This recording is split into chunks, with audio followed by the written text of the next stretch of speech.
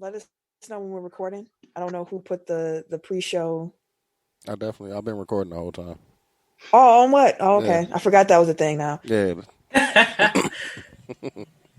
Who had the Fresh Prince thing they wanted to talk about? Oh, I was just going to ask if y'all had seen it. So probably about a week ago, it was announced that that Will Smith and his production company were rebooting The Fresh Prince based on, there was like a viral video from a couple of years ago where it was like a dramatic reimagining. Yeah, so it's the same person that made that. Like they're making that into an actual series. Oh, okay. So it's like actually. Sorry, go ahead. So at least the original dude's gonna get some shine from his idea of reimagining Fresh Prince as a drama. Yeah. Yeah. Yeah, I thought that because it actually is a pretty dramatic premise. Like if you think about it, like kid from the inner city gets in trouble, gets in a fight, gets arrested. Yeah. Other side of the country. Bel Air has to like assimilate into rich culture and culture shock. That's damn near what it was. Culture shock for him. Yeah, and he just kind of made it his own. Pretty much. Yeah, they made it funny. You got to deal with Carlton, like in the seemingly self-hatred of Black culture, but then how they're still Black. You know. I mean, I can see it as a drama, like especially us talking through it right there. But like, I don't think that the reimagining of it will take away from what the sitcom was. I think that because it's so vastly different, it can exist in the same, like, you know how some reboots you be like, we don't need this. What's the point? That's like this one is so different that I think that it'll still be pretty interesting to watch. Like I'm gonna watch it. I would give it a couple spins. That does remind me though, because you brought up Fresh Prince. I saw that. You remember Lisa Ray? What about her? She said she wants to have an entanglement with Will Smith. Oh, she got to chill Did out. she?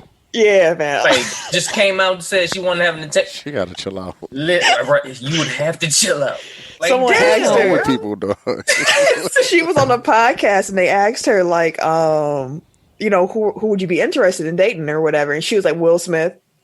And the host was like, he's married. And she was like, we can have an entanglement. See, people be like, stay over there. That for clicks. That's weird. Nope, just I don't even care if it's just for clickbait. Stay over there. And it's wild because you know she know them well because she worked on the show. They had the show that was about their life, and she was on that. So she was already throwing shots at Jada, talking about she was taking advantage of August and the entanglement should never happen. And poor Will, like she plotting. She probably seen something. She She probably see Dirty Mackin'. That's all she doing. That's a full Dirty Mackin'. Honestly, given like the ties that you just laid out, like I wouldn't be surprised if they were previously entangled. Maybe she is one of the old flames that Jada was talking about. Yeah, probably. Hey. Then she tried to clean it up and she said, I meant a man like Will Smith. Oh, see? So.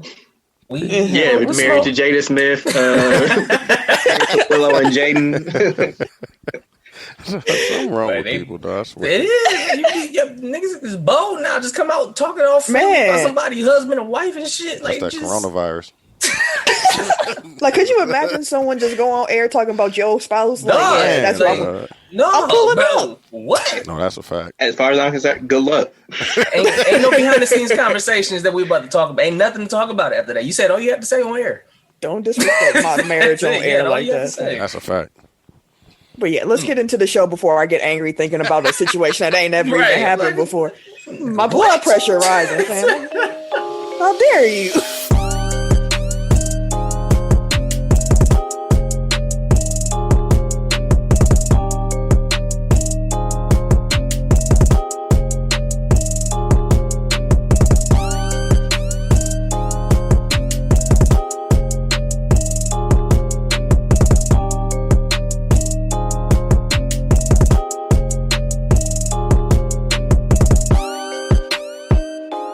Welcome to episode 162 of Technical File, the sports podcast you never knew you needed.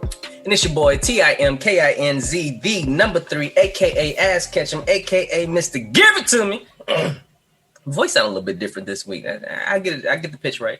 It do sound a little different. Yeah, a little weird. Don't sound right. Don't quite curl the way it's supposed to. Like curl. I'll say something, but it was pause worthy. So I am the Eric J. Only known as the Eric J. And I'm Camille, point guard of the crew, the real life Tifa Lockhart, the girl next door. You know, holding it down for all the women who love sports. Now, you know, every time I try to do that when you're gone, like I always forget to say your name first. Yeah. You do, yeah. I was like, oh, that's cool though, because y'all say my name throughout the show anyway, so you know it's in there. It's there. It's there. Like I'll get to the girl next door part and be like, damn it, I forgot to say Camille. This is the part where normally Ken introduces himself. Ken had to work late, so he may be joining us eventually at some point throughout the show. But if not, this is Ken's intro. I'm not going to do it for him. This is Ken's spot, so he can insert it himself when he joins us. And if he don't join us, like he said he was, then he don't get his intro. But we got Dooch with us right now, too. You know what I'm saying? Every day we got Dooch with us. And I'm Dooch. But if the people are looking for us on social media, Tim, could you tell them where to find us at? Sure. So you can either choose between or go to both. Technical File on Instagram and Twitter. Don't forget to put the K on that motherfucker. That's TECK. Okay. Mm-hmm. You can also follow us on Facebook at Technical File Podcast. Mm-hmm. And you can mosey on over to our Technical File Pod Overtime group where you can join in with the listeners, fans, and fam. But we also have a website, www.technicalfile.com, where you can look at our merch, you can find blogs, you can find all kind of other things, especially episodes. So go ahead and check it out. For sure. Listen, this is also Ken's part, so I'm gonna just freestyle this real quick. Like I was listening to y'all last week, and it like really when one of us ain't here, like it shows. It's like no, because it's like I don't know your part. This your part. This ain't my part. Anyway, that's funny. Ken normally says, as I say every week, you know, tell a friend about us. Tell your mom, tell your dad, tell your cousin, tell your auntie, your friend, your coworker, whoever you can. Tell your tell your kids' teachers because you know they stressed out with the virtual learning. Tell them to listen to some Tech File. They want some laughs. They want some laughs. They need some laughs. Go ahead and put on Tech File. Hell, if you need a substitute teacher for a good hour and a half, like just throw Tech File on. We'll be your PE for the week. Don't Sporting news. Sporting news for the week. But maybe a little life thrown at you. We don't grow without y'all, so make sure that y'all are telling people about the show, sharing it with others, and just putting everybody on. Yeah. Tech File Challenge last week was throwback jerseys. I was out last week, so social media stuff didn't happen. My apologies. Did anyone have a Tech File Challenge for this week? Or should we just run it back what we had last week? Let's roll it over. Yeah, we're running We're going to run that back. Mm-hmm. Favorite throwback jerseys. You don't have to own a jersey, just whatever your favorite throwback is. So we'll get that out for y'all this week for sure. Now that we've had a week to kind of think about it, anybody got one? Like a personal favorite? Yeah, personal favorite. Oh. Yeah. Mine was, like I said, I used to be a big Bron fan. So his the gold, red was within the stripes, and then it was like navy blue Cavs jersey. Mm-hmm. Oh, the one that had the different little patches. Yeah, I know what you're talking about. That was the one I had actually. It was nice. The fact that there are throwbacks of LeBron jerseys that I had the first time around, like makes me feel old. Like I had two of those moments previously this week. Yeah. One was that we just passed the 20th year anniversary of Kings of Comedy. Yes. Oh wow. And somebody pointed. I didn't even know that. Yeah.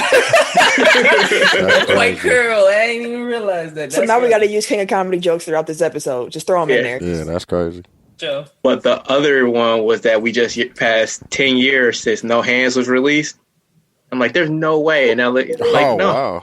No Hands was 2010, and that was 10 years ago. That sure was 2010. You know, it makes sense that it was 10 years ago. Yeah, but it don't feel like it. But it really don't feel like it. But that's crazy. Ooh, that was my song. That's before my knees went bad. He was dropping it low. He was on. I could still twerk a little bit back in 2010. Nowadays, like that was Roscoe Dash. Yeah, that was back in my pretentious rap fan days. Yeah. And so I was like, "Why is Wale doing a song with Roscoe Dash and Wale?" And then I kept listening to it. And I'm like, "Man, this shit goes." Like, I don't care. Hey, I swear to you, life got better when I stopped being a pretentious rap fan. Man. I swear it did. I was like, it's a place for it all. That's when I accepted Bootsy and Webby and all the others into my life. Listen, sometimes you don't feel like hearing Nas talk about that wax poetic. Sometimes you just you need to beat that bang and some lyrics that go. I think that the turning point for me was Ray Shrimmer. Oh yeah. Like it just slapped the whole way through. And I'm like, they ain't talking about shit. I love this. That's like 5 years ago, low key. Right. The first one. Yeah. Damn. Yeah, like No Flex Zone. Yeah. I definitely thought those were like little girls rapping. Like, yeah. Or like a 13. I'm like, dog, who's this kid, bro? Yeah, they cold. All right, yeah, but make sure y'all drop the Tech File Challenge. We'll post it on social media. Let us know what your favorite throwback jerseys are. I don't think one that comes to mind first is the old school black pinstripe Chicago Bulls jersey. I was gonna say the blue Orlando one. Ooh, yes, them too. Yeah. And I'm also really partial to the green and purple Bucks jersey, not the one with the deer head on it. Oh, okay. But just literally just the purple and green, because that's when I came up as a Bucks fan. So I like the Nets jersey that was like baby blue and it was like the cloud, like they had the white on there too. I know what you're talking about. That's my shit too. I fuck with that one. Man, even the old Laker jerseys, the blue ones with the cursive with the script on them, those was clean too. Just watch Fabulous. Go down Fabulous YouTube hole. Man, they'll pop up. Yeah. Where can the people find us, Eric? Wherever they listen to podcasts. That includes Apple Podcasts, Google Podcasts, yes sir, SoundCloud, okay, Spotify, Stitcher, iHeartRadio, Himalaya, like a player. Wooshka. And wherever you're listening to this episode right now, while there, make sure that you like, subscribe, rate, and review. 5 stars or better. It helps us and we appreciate it. 5. For sure. We need all them 5 stars. The fact they brought those commercials back cracked me up too, by the way. Like, okay, we didn't need this Subway. You could have left that back. Hey, no, I actually fuck with the $5 footlong jingle. Boy. I bet you do. Any. They probably made up choreography to it and shit. Right, he's in there dancing. Top listening cities over the past week. Shout out to the top 10. So at number 1, we had Milwaukee, Wisconsin. Oh, shout out hometown. Y'all back. Appreciate you. Number 2, we had Charlotte, North Carolina. That's funny because when we were talking about throwbacks, I was gonna say like one of the original Charlotte Hornets. Yeah, I fuck with jerseys, the teal. Mm-hmm. Honestly, I'd rather have a old school Hornet starter jacket. Yeah, oh my Lord, that jacket was cold. For sure. Number 3, we had Goodyear, Arizona. What's up, Arizona? No, I fuck with Arizona. It don't get cold in Arizona at all. No, it's super hot. It's too hot. Number 4, we got Neenah, Wisconsin. Neenah. Number 5, we got Copperas Cove, Texas. What's up, Copperas? Oh, Texas. Oh, okay, we're going to go back down to Texas. The obligatory Texas be showing mad love. I mean, it's big enough, pause. Right. Number 6, we got Miami, Florida. Telling you. The Miami. Okay. How the Rock say it? Miami. Miami. Number 7. Right. We got number 7. We got Menominee Falls, Wisconsin. Telling you, I fuck with that. Hey, Wisconsin showing out this week, y'all. Number 8, we got Fitchburg, Wisconsin. I don't know where that's at, but I don't know where that's at, but hey. That's got to be up north. Shout out to Pittsburgh. North. We got Kenosha at number 9, Kenosha, Wisconsin. Could know nowhere. And then number 10, we got Waldorf, Maryland. So shout out. Oh, yeah.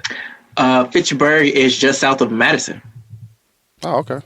You gotta Really? go through Fitchburg So to is that get going to Madison. west? Yeah. West of here, yeah. Yeah.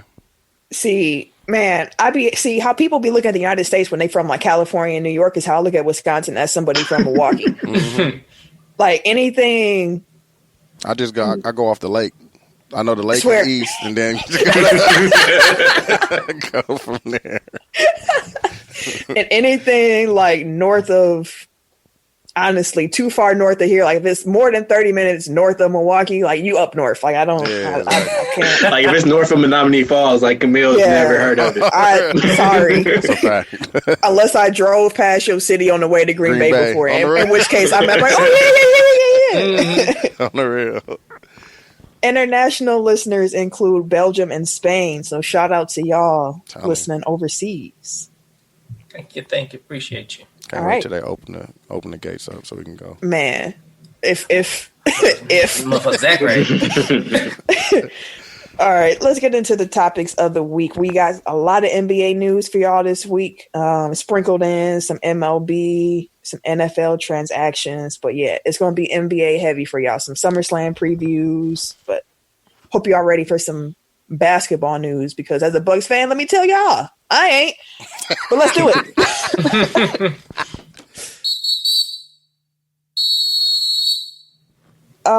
So just some dates for consideration. Just want to throw these out to y'all to start the show.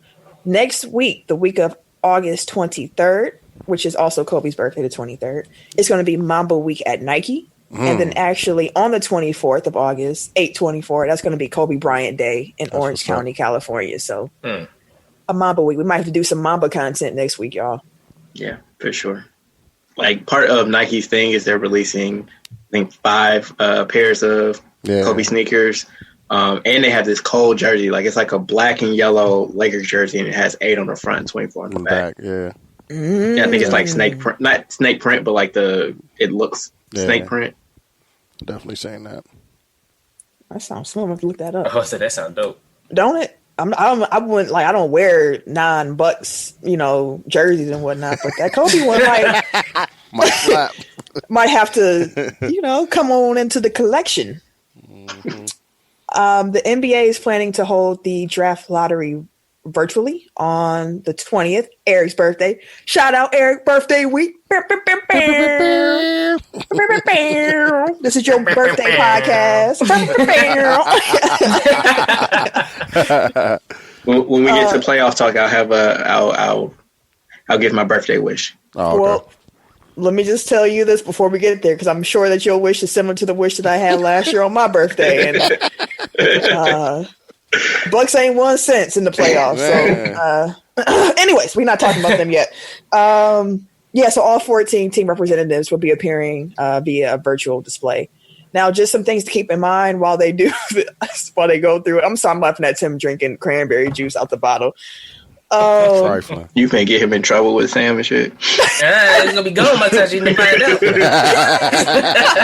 Trifling. Drink out of that. You'll be sending all the side eye emojis. Right.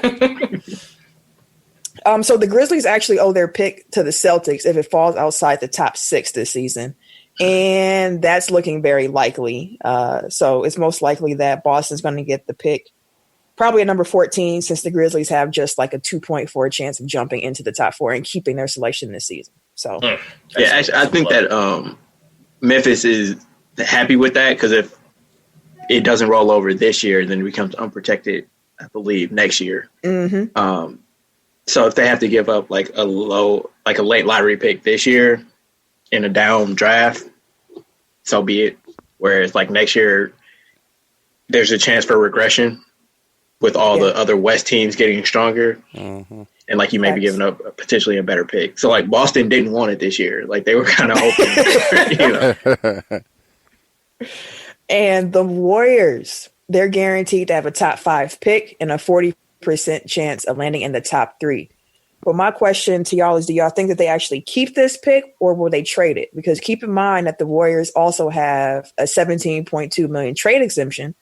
So salary matching will be less of a concern than most teams that are that deep into the luxury tax. So do y'all think they keep it or y'all think they trade it?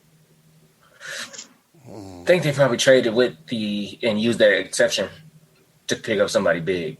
I wonder, like, who could the problem is, I was gonna say, like, the problem is, like, I don't know anybody that's really likely to be on the block this year. Yeah. Who? I said, you mean, or anybody that's actually worth that? Yeah, like, who's worth a number one overall selection? Granted, I just said it's a down year, so, like, even the number one pick is as valuable as it would be, like, in a Zion type year. Yeah. Don't do my boy LaMelo Ball like that. Y'all can see Eric's face, fam.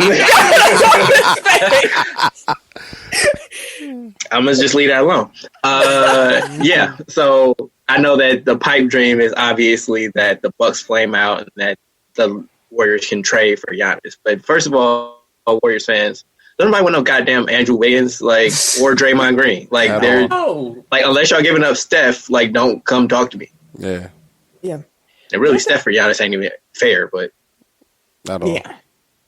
No, but yeah. So I don't know what they're going to do. I think what's most likely is that they're going to keep their draft pick, make the selection, and then they might be able to leverage that draft pick later on in a trade, like during the season. Let's say that the number one draft pick is showing potential or something like that. Yeah. And they see, like, I think they're just going to do what they kind of did with D'Angelo Russell. Yeah, like, we're like, we're going to roll with what we got, and if something better comes along, then we're going to make that move. Yeah. Bubble awards. So the NBA announced some bubble awards for the 8 seeding games that finished up last week. So I'm going to read through these, and I just want y'all to let me know if y'all had any surprises or snubs with these awards. Okay? Mm-hmm. First team, you had DOLLA, Damian Lillard, Devin Booker, TJ Warren, Luka Doncic, and James Harden. Sounds fair to me. I was about to say the same thing. That man, Devin Booker. He was so cool. He went straight Greg Jennings on Madden. Put the team on his back. That's a fact. With a broken freaking ankle, man. That's a fact. You combine the Kurt Angle stuff with Greg. Right. No, you don't remember the Madden when he had the broken leg? I know he broke his leg, but he ain't broken say leg. He didn't say no ankle. Hey, listen, it was something. It was something. He ain't had a bail in a minute, but I had one last week. Oh yeah. There you go. But there you go, another one. Bail on me.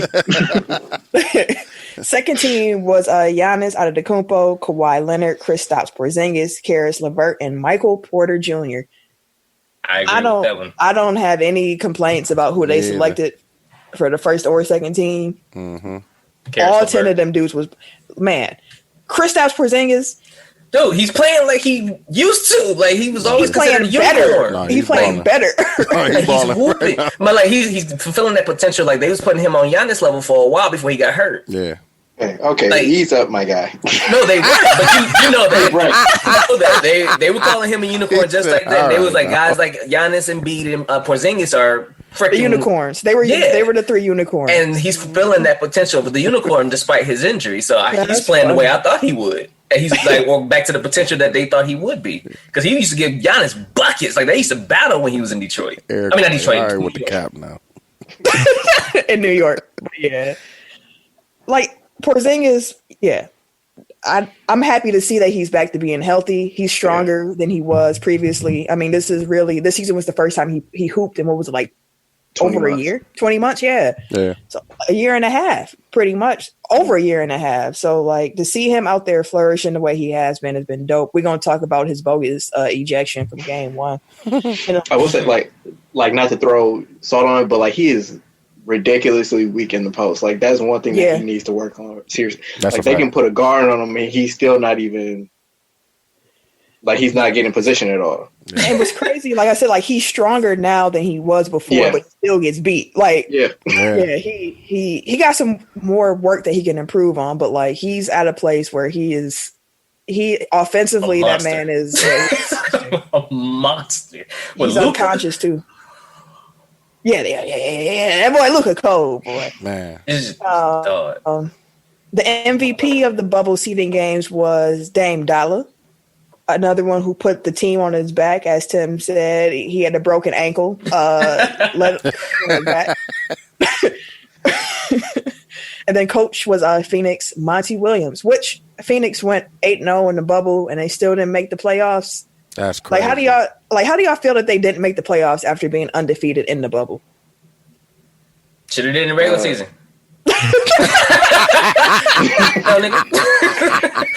Like y'all hooped, y'all really did. Y'all put on a show, but I mean, shit, this should have clicked a little sooner than that. And y'all was up without Kelly. Hey, I couldn't agree with what you just said more. Yeah. Like I saw people on Twitter talking about it's unfair. There should have been a way for them. Like, look, it was a way. Exactly. The only ones that I would probably get mad at, like I think I said this before, would be you can't even get mad at Milwaukee for doing what they were doing, but we played our. Oh, what? You can't get mad at Milwaukee for doing the last game. We played our bench. Okay, I hear you. Okay. Right, you can't get mad at what we were doing, but if they want to be mad at somebody, you can be like, well, Milwaukee didn't even try to give us a shot. That ain't our job. Well, nigga. That ain't our job.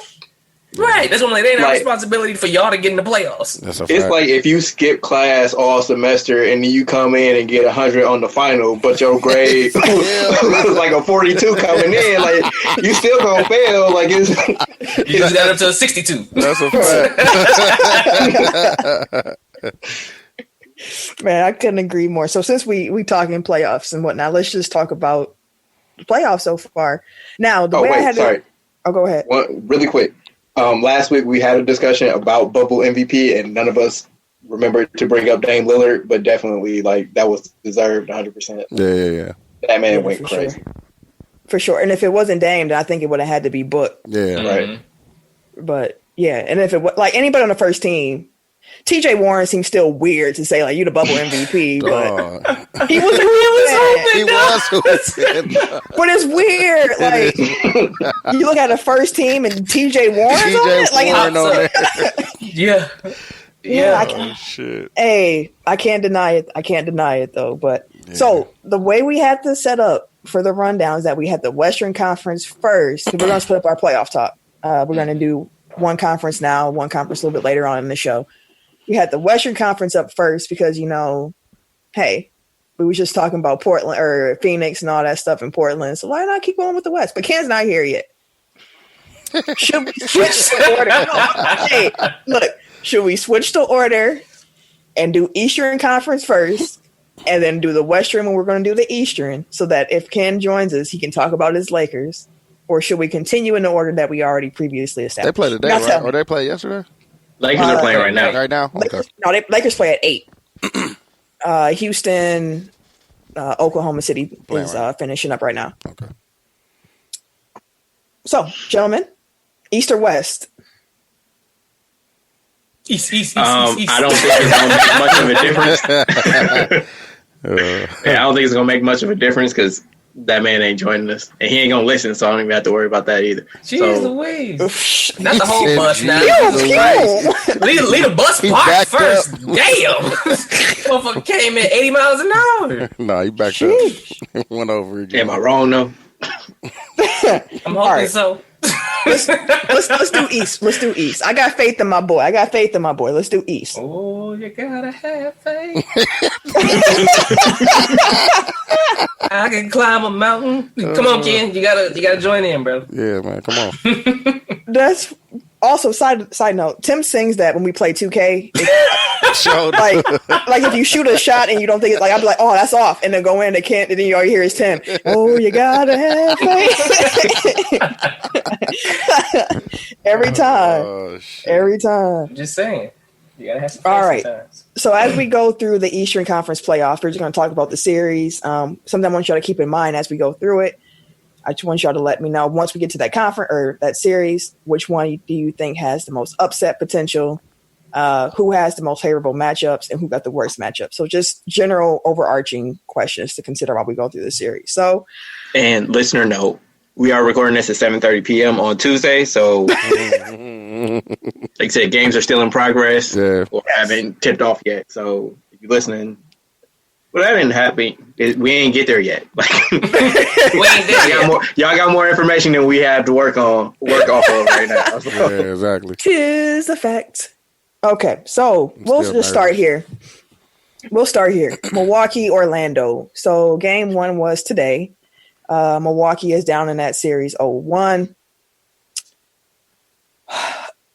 They didn't even got Mo Bamba. He left the bubble. Aaron Gordon Was chilling. He was chilling, fam. They ain't got Isaac. And the Bucks got outplayed. Yeah.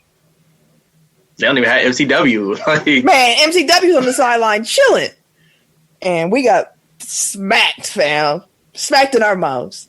Bucks lost in a very disappointing showing. This is all I got to say, I think. I might get mad again. I might say some more. Mm-hmm. Okay.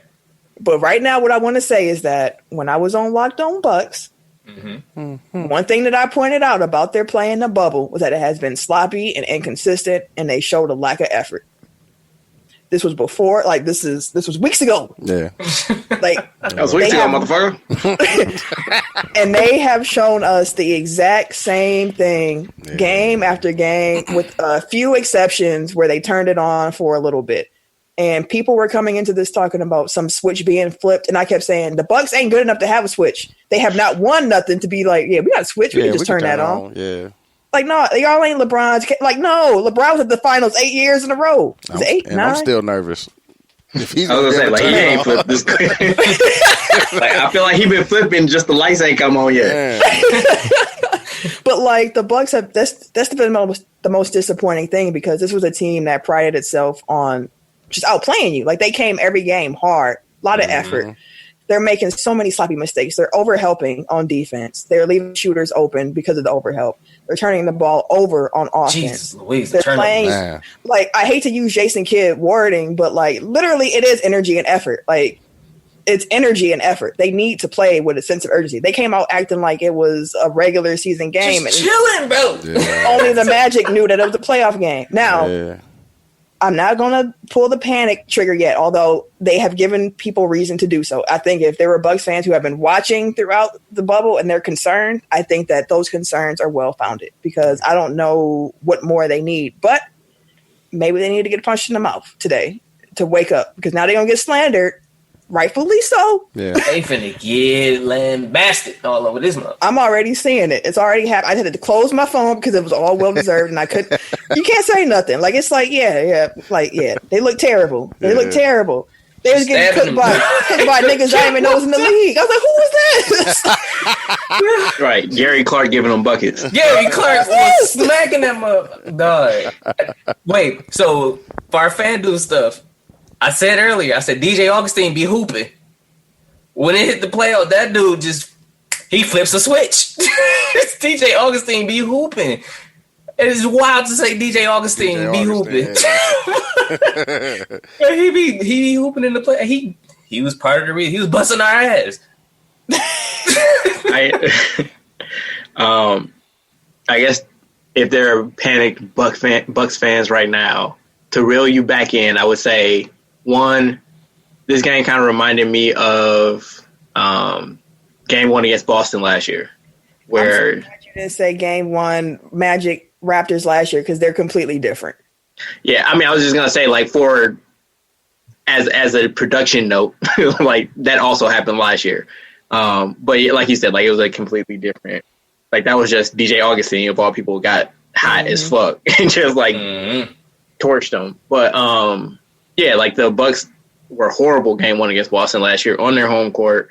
Everybody, like, acted like the sky was falling, and then they swept them 4-1. Swept them the rest of the series. So it isn't the end of the world to lose Game 1 in and of itself. But coupled with their play going back before quarantine, to be quite honest, like, they weren't looking great basically since the trade deadline, I would say. Just about. Because then Giannis got hurt. Like, there's a lot of different things that were happening where you could excuse why they were playing the way they were playing, but it was still sloppy. And that's why I was going, like, even going back before that, like, they were a little inconsistent before Giannis got hurt, because, like, they had lost that Miami game pretty bad. Then they didn't look great in the Lakers game before Giannis got hurt. So, like, it was a little bit before that. And yeah, I feel like they've taken their foot off the gas basically since the end of January. So, like, I don't know if it's an energy and effort thing, because I get it. Like, it's probably hard to get up. Pause that whole thing. It's probably difficult. It's probably difficult for them to, like, manufacture that sense of urgency when you know that, one, like, you aren't judged by anything until you get to the playoffs, and now you're in the playoffs like it's a team that's completely undermanned, and like they probably needed this to kind of knock them out of, like, that complacency. Yeah. Hopefully that it does the job. Yeah. But I am concerned that, like, I joked before about the Nets talking about they met the Rockets at the pool and they were telling them, oh, this is how you beat the Bucks. Because it's like, yeah, you get a whole bunch of open threes, just make them. Like, that isn't really. Yeah. But I do wonder if their defense, to a degree, has been figured out, because the defense has been the biggest issue in the bubble. Mm-hmm. Like, their defense creates so much of their offense through transition that if they're not getting stops, then they're going up against a set defense way too often. And where the Bucks are where the Bucks are dangerous is when they're running and Giannis is the full-headed team. And, I was trying to say that earlier to some people. No, that's the defense leads to the offense, and their defense has been piss poor. Yeah. And it's not even just like last year, Toronto got hot and they hit a bunch of open to semi-contested threes. Mm-hmm. You kind of tip your cap and keep it moving. What's concerning to me is that they aren't locking down the paint like they have been. Which free. Huh? It's just free wide open lanes, bro. Yeah. Like, people are getting behind the defense, like they're not communicating properly. Like, I saw one where Marvin Williams is fronting Vucevic and then, like, nobody came over the top. Nah. Yeah. It's like, if you're going to do an aggressive front, like, that tells me that somebody is supposed to be on that back line. Like, he's not just going to freelance, because that's a like, that would be a dumbass defensive strategy, just to front without help. So, like, yeah, they need to be better. Honestly, I said they low-key kind of playing like they don't fuck with each other. Like, something going on, because they missing wide open passes next to each other. There were several times where Bledsoe standing right there, Wes Matthews in the corner to his right, wide open, and he'll swing the fucking ball across the court. I'm like, why the fuck? I'm sure you can hear him saying here. Yeah. I know you can hear my man's. Ain't like y'all playing no crowd, so you definitely can hear. Like, you can hear him. And if you can't hear him as a point guard, you can sense that you got three motherfuckers across the court and there's one right next to you. You're missing one. But it's been like that a lot. Like, we've had players who will they're looking each other off wide open and taking these contested ass shots. Yeah. There's been a lot of that. And I'm like, what the fuck is wrong with y'all? And the piss poor communication, and then the subliminal messages that Kyle Korver had beforehand. Kind of the message Giannis had, like, it may be some going on internally, because they honestly, to me, they look like they don't fuck with each other right now. I also think you brought up a good point about how they can hear each other. I think that the Bucks are a team that really feed off the crowd energy a lot, and I think that they're really missing that as well. Like, the bubble is showing, like, who's just here to really hoop. Like, you have to have some internal motivation to get your own juice up. That's a fact. And it's like the Bucks keep coming out flat. Like, I know that's pause worthy, but it's like they keep coming out flat, and it's like they don't have a crowd. Normally, like, especially a 5-serve, like, man, they're going to, like, we are going to turn them up, and they ain't got nothing. Like, who did that in the game earlier? Brooke? I think that where he was waving for the crowd, like he was trying to get some was that Brooke or Giannis? One of our bigs was like, after we scored, they was kind of like trying to get the crowd hyped. I'm like, oh, there they go. I was like, there it is. I seen it like mid game. I see that. Or just trying to get some kind of feed off of something. And that's the thing. Like, although I guess that doesn't really make sense, because, like, their bench mob, like, has, like, one of the best bench celebration. Like, they're known for that. But, like, I feel like they don't have. Like, some of these teams, like, their benches are loud and hype for everything. Like, and they said on the broadcast where it's like, that's important. Like, coaches have cited, like, that's important. Like, you need to, like, raise the energy in the gym. And, like, because you don't have the fans, it has to come from your bench. So if your bench isn't being loud and hype like that. Mm-hmm. Like it's hard to generate that. Maybe Tim onto something too, because like you mentioned, our bench is normally very lively, but I mean, also they had too much to cheer about. The Bucks look terrible, so that would also that's also very true. That's a fact too. I mean, winning always cures a lot of different things, and they've been losing a lot recently, so some things might be coming up. The hope is that they're able to figure it out because they are easily a better team than the Orlando Magic, and they should beat them 4 times. Like if the Bucks lose the series somehow, like that's they deserve whatever comes. Yeah, like honestly, to be quite honest, honestly. So we ain't gonna even speak that into existence. I still believe the Bucks win the series. I do too. The second round might be a problem if they don't figure out what is wrong at this moment during this series. Use this round to figure shit out. Man. Facts. But game 2 is on Thursday, which is my aforementioned birthday. So Milwaukee Bucks. This is the first time. Early game. It's at 5 p.m. Okay. Which I also think might be part of the problem, like the scheduling. Like the Bucks have been notoriously horrible in day games, although all their first round games are going to be during the day. So figure it out. But yeah, 5 p.m. August 20th. Milwaukee Bucks. That is the first time ever, but the first time obviously in my lifetime that you will be playing on my birthday. Tell them. Need that win. Please don't make a newly 33-year-old man cry on his birthday. Tell him. Please. Hey, we should clip this part too and at the Bucks. Like, listen.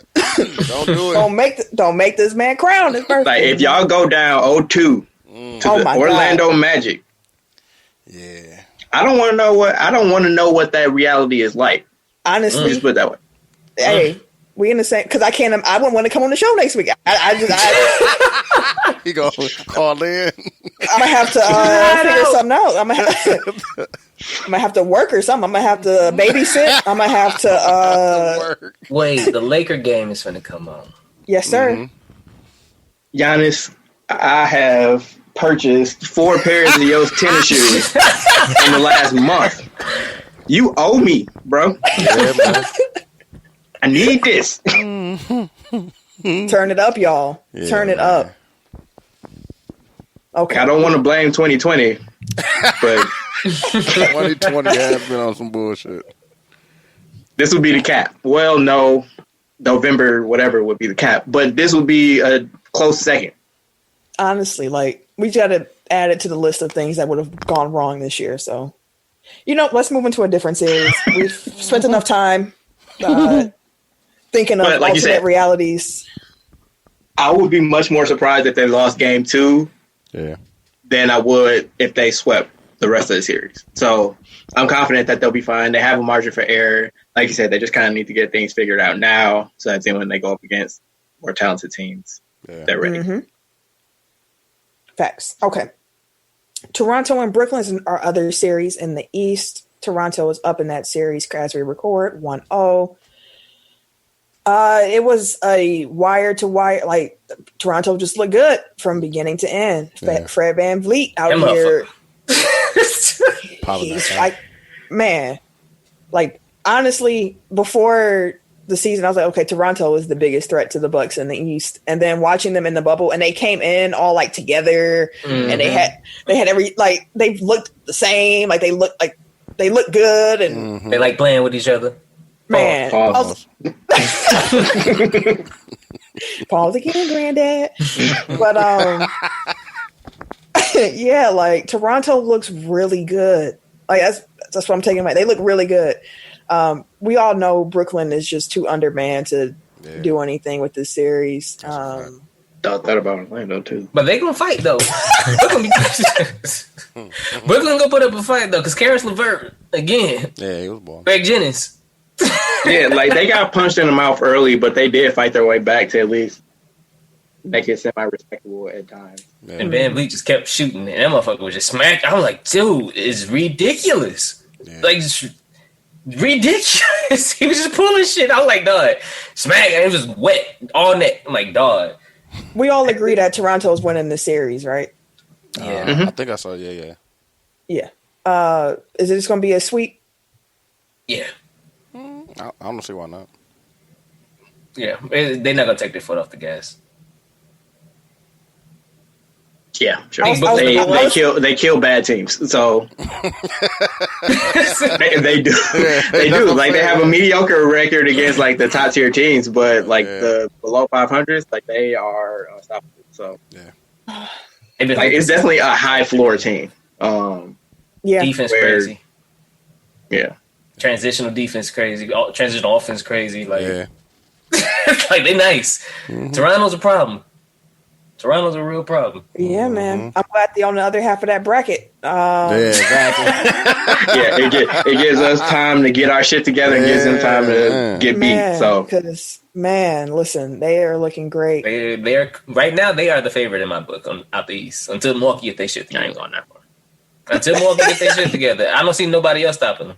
You know, honestly, I can understand why you say that. Like, it's been like the bubble has made me nervous because I've been noticing, like I mentioned, just how sloppy the Bucks look. But Toronto has looked very well put together throughout this whole run. So I can definitely see why you would say that. Yeah. I'm gonna still hold out hope right now with Milwaukee coming out the East. Oh, me too. But no. This might be a different conversation next week.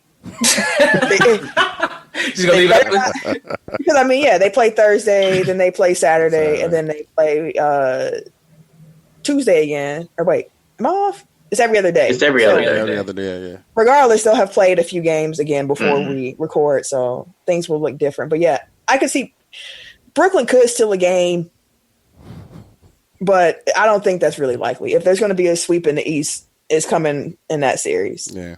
Yeah, I think it's top end. Like I said, like Toronto has a very high floor, but like their ceiling is a little depressed. So it's top end talent that is going to beat Toronto, not energy and effort, because like they can bring that in spades. You know what I mean? Like so, and their defense is so solid that I can't see Brooklyn shooting the lights out to the degree that they would have to bridge that gap. So we can't get no Joe Harris, Kane. Oh, Joe gonna shoot regardless. Joe, but it can't just be Joe. It gotta be Joe, Karras, Christo Hiza, like the French dude. Timothy Luwawu Cabarro. Hey, he's still hooping. I think he had like 28.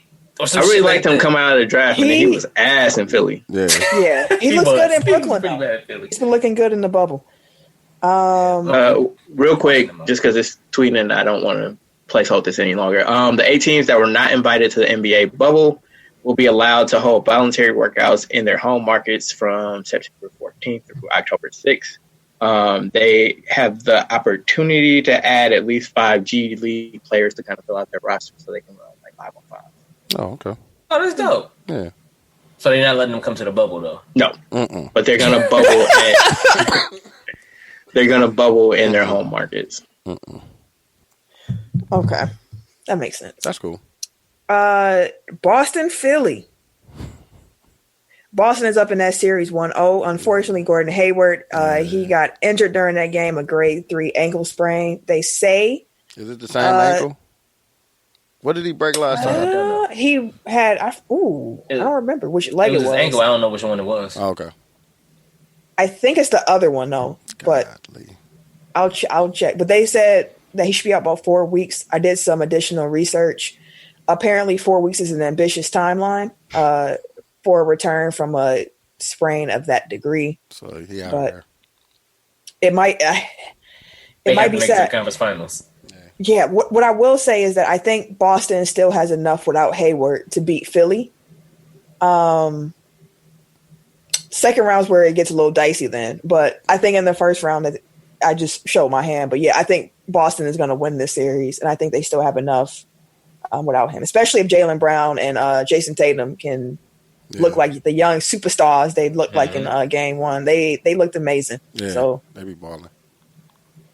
I don't know. Like, I wonder about Boston. Like, I wonder about this injury only to the extent that I feel like Boston only had 6 good players to begin with. That's very fair. Because you get to the Brad Wanamakers and Semi Ojales of the world really quickly on that roster. Like, you can max out Jalen and Jason and Marcus Smart's minutes, but Kemba is still coming back from his knee stuff. Yeah. Like, I don't know. Like, I just think it further depletes, like, their depth. Granted, Philly is a mess, but Embiid does have the potential to be the best player in this series. He should be. Yeah. I wish Philly would also give him some more touches. The fact that he didn't get a touch in like the last 5 minutes of the game. I was like, yo, wow. I'm sitting looking. I'm like, y'all just gonna keep pulling, huh? Y'all just gonna keep shooting. You ain't gonna throw it down in the paint at all. It's like, I get it because like, what's their coach, Brett Brown? Yeah. Mm-hmm. He had mentioned that he would never play a 5-out offense because it's too easy. I know he said it's too easy to double Embiid in the post that way because everybody can collapse. And then that's what I know. Hey, I'm telling you what he said. And then we watched this Boston game, and they're not playing a 5-out offense, and yet and still, Boston is going to collapse on Embiid in the post because he is their best player. Like that's literally just what is going to happen. Yeah, exactly. He draws a double team. But maybe if y'all had better spacing, right? Exactly. Maybe if you had better spacing, he could create a little bit more out of the double team. But hey, I'm not your coach. But hey, Boston's bringing him double teams down. He started hot. They kept doubling. He got a little flustered. He had some turnovers. And then Brett Brown just went out of that. And Al Horford was starting to post up. And I'm like, this is your hope. You want Embiid to be the one out here on the three? Okay. On the 3-point, But Horford had to jump. Yeah. I was waiting on it. I was like, where's the patent free throw line, Horford? Yeah. Where's the corner? What? No? That's crazy. No. You got him yelling at the ref and shit? I'm like, bro, you didn't even yell at the man. You yelled at the ref. I ain't never seen Al Horford so excited after a basketball play. That man just started hollering.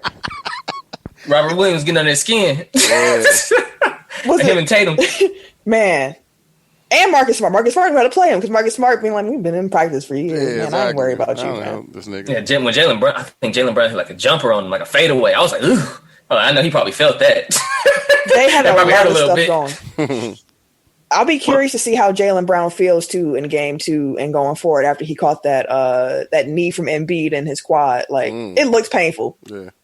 Like it looked painful. I was like, he's playing on adrenaline right now. Like he is, he's going, but there's gonna be a bruise. Yeah, he's gonna get back home. It's gonna be sore when we go to the hotel room. So, we'll see. Who y'all got winning that series though? Boston or Philly? Boston.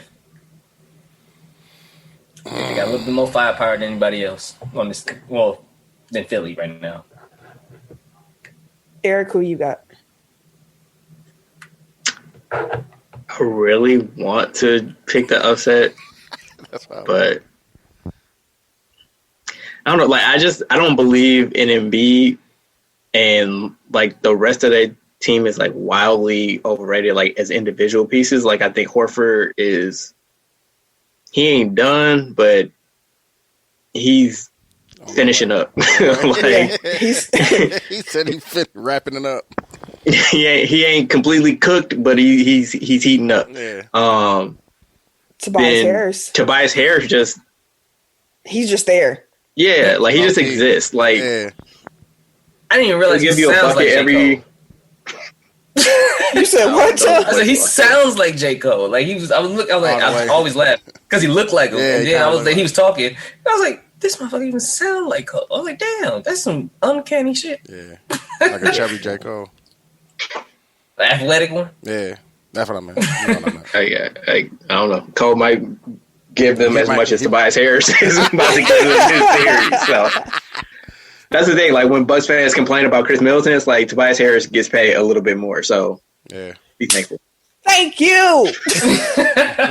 My God, he don't catch half of the slander that Chris Middleton do. And Chris Middleton had a better. You know what? You ain't gonna get my blood pressure up with the Chris.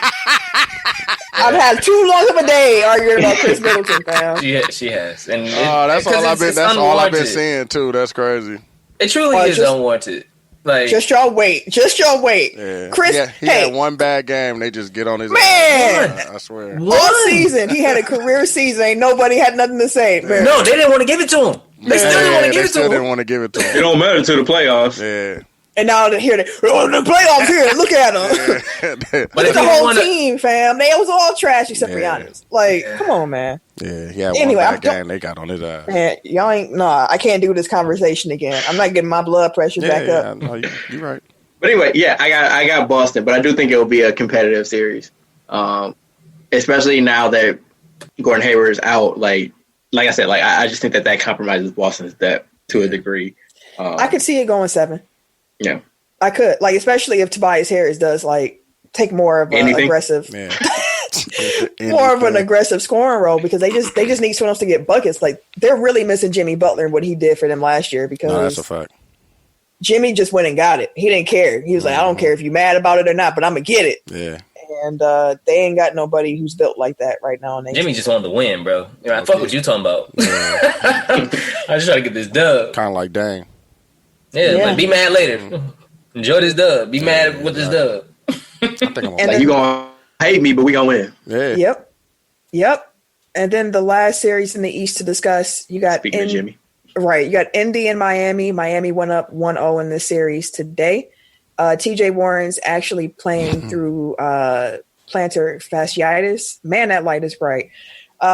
He's been experiencing that throughout the season. You gotta turn that light down. Y'all got a ring light? Right, I'm gonna say, what you guys' name y'all got going on over there? The sun came the mayor coming through with the equipment.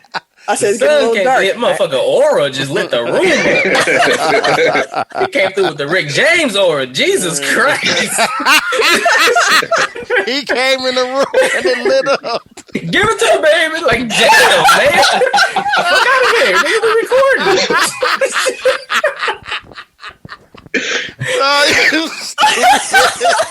And the room was bright. Jesus Christ. He came in and brought the aura. Thank you. Let's cut this off. That's funny. Give it to me, baby. Okay. Okay. Thank you. The last, that's love right there, y'all. That's love. When you support the pot. Or so I've been told. Anywho, you got Indiana and Miami. I just remember somebody was a little bit quiet when I mentioned OnlyFans a couple weeks ago. Who was quiet about OnlyFans? I ain't got no. Oh man, sipping tea and shit. This motherfucker done found some tea. Start sipping on it. You got a whole mug. It really is tea. Where'd it come from? Gotta find out if you sharing. Oh, that's funny. How he gonna share the tea with you through the screen? Hey, listen, I'm just trying to find he's sharing some tea. Whew, okay, now I'm getting hot. Okay. Oh, never mind. Hello. Oh man, I keep walking into it. TJ Warren, they said that his injury isn't serious. Got you there too.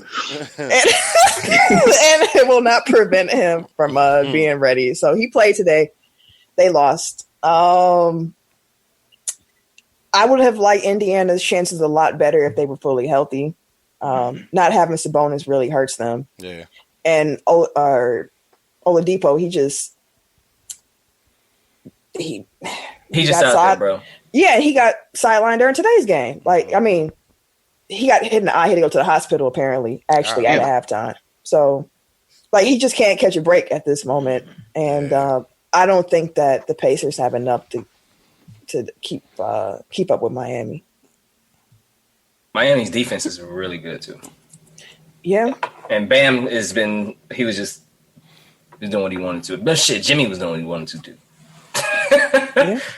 Like one thing that like they've kind of changed their team composition a little bit since during quarantine, like the way that they play, like they've basically moved Bam to the 5 almost full time now. Like he may play with Olynyk a little bit, but they kind of split center duties. And plus that gives them an extra shooter. So like they've kind of surrounded Bam with shooters and Jimmy Butler. I wouldn't call him a shooter, but he does terribly this year. Yeah, but he does space the floor just in a different way. Like his cutting is like top 5 in the league, to be quite honest. And like he's the play initiator, so he can kind of like he has gravity even if he's not shooting from the outside. Yeah. Because but like their 3-point shooters have just been like on one, like fucking lights out, bro. Duncan Robinson. Problem. Oh my god, I was watching him play. Like I wish the Bucks could have Duncan Robinson right now. Man, he coming across tight ass screens, getting grabbed down and shit, still smacking them. I'm like, dog. I feel like that's a different shooter. That whole sentence. getting grabbed on, but still smacking that. Yeah, but shit, he's lights out, dog. Sniper. Yeah, man. Well, that's the East. Wait, who y'all got in that series? Miami or Indiana? Miami. I'm rooting for Indy for completely selfish reasons. Oh, I hear you. Fair enough. Let's go Indy, but Miami probably going to win. Upset potential. I guess Miami technically is the underdog since they're the 5 seed. Yeah. If that's a cop out, then Philly just by process of elimination. Agree. I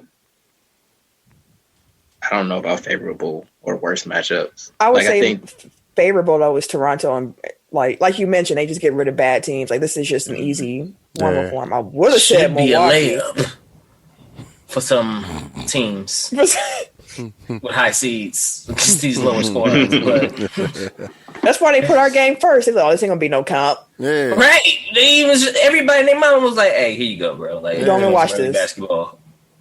Just so that you guys know, the Rockets did beat Oklahoma City 123-108. Okay. Updated the doc. James Harden Step ahead of threes on these motherfuckers. Right. He finally got his hair taken care of too, so I'm happy about that. He don't look He's like looking even more homeless than usual. Yeah. Man. Okay. That's the Eastern Conference playoffs so far. Let's talk about baseball a little bit. I do mean a little bit because I just want to update y'all on the Cardinals real quick. Have they been playing? Who, the Cardinals? I'm saying baseball. Oh, yeah. Okay. Yeah, they've been playing. Unless you were the Cardinals.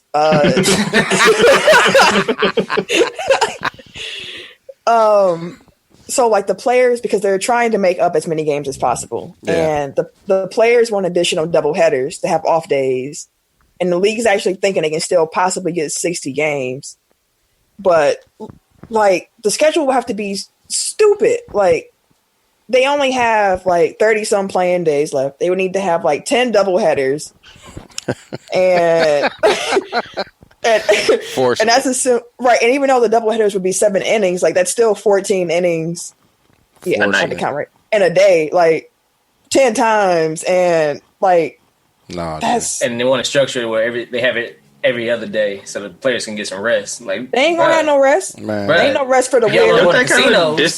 Doesn't that kind of defeat the purpose though? Like if you're doing it every other day, but you playing 2 games, like yeah, they weren't doing it every other day because it's 66. It was 60 games in 66 days to start with. So it was already a very, tight schedule, but it's like. Yeah. Forcing it. The Cardinals would be lucky to get like 3 days off. Between now and the end of the season. Yeah. If they have to play all these doubleheaders and whatnot. So we'll see what happens. I believe as you listen to this episode, like they have resumed playing baseball and whatnot. So. The game was canceled this weekend outside of the Cardinals, and that was between the Reds and the Pirates. A Reds player tested positive for the virus, so that series was postponed. It sounds like they might have gotten that one under control pretty quickly. That shit's crazy. One would hope. It's proven now that if you do what you're supposed to do, you won't get it once you don't got it. In these sports leagues. Mm-hmm. That was an old black man saying. I know, but I'm just saying, like, just as simple as you can put it, like it's shown that if you do what you're supposed to do, you ain't gonna get the shit. Mm-hmm. Yet these motherfuckers keep magically appearing with shit that they didn't have, which means. They still not doing what they're supposed to do. That's why this shit is gonna keep happening in MLB. That's right. And so you look over at the NFL. The NBA got it right. Well, yeah, let's put everybody here. Mm-hmm. No, you can't go nowhere. You can't leave here. You got to stay here. No, you can't invite nobody in. Yeah. No, you can't run out the door to get takeout. No, nothing. Nothing. On the real. You see, the NBA now got to deal with DoorDash. Do they? It's like the NBA, WNBA, and the 2K league. It makes sense. Dog, Holmes got to be like, now y'all want a door deal that? Like, come on, fam. Yeah, exactly. I got hit with a whole quarantine for DoorDash. Yeah.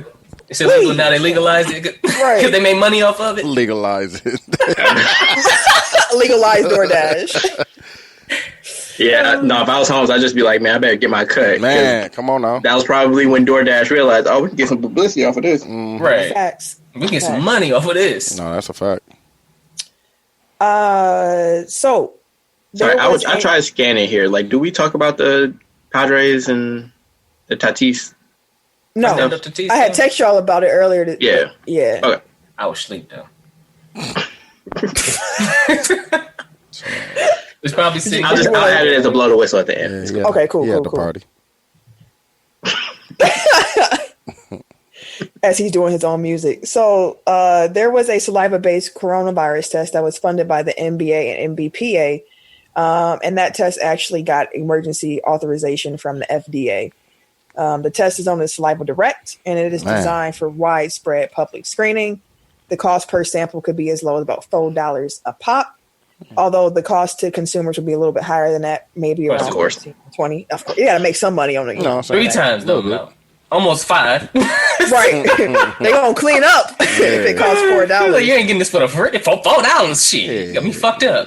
Shoot, it cost us $4. You know how much I want this?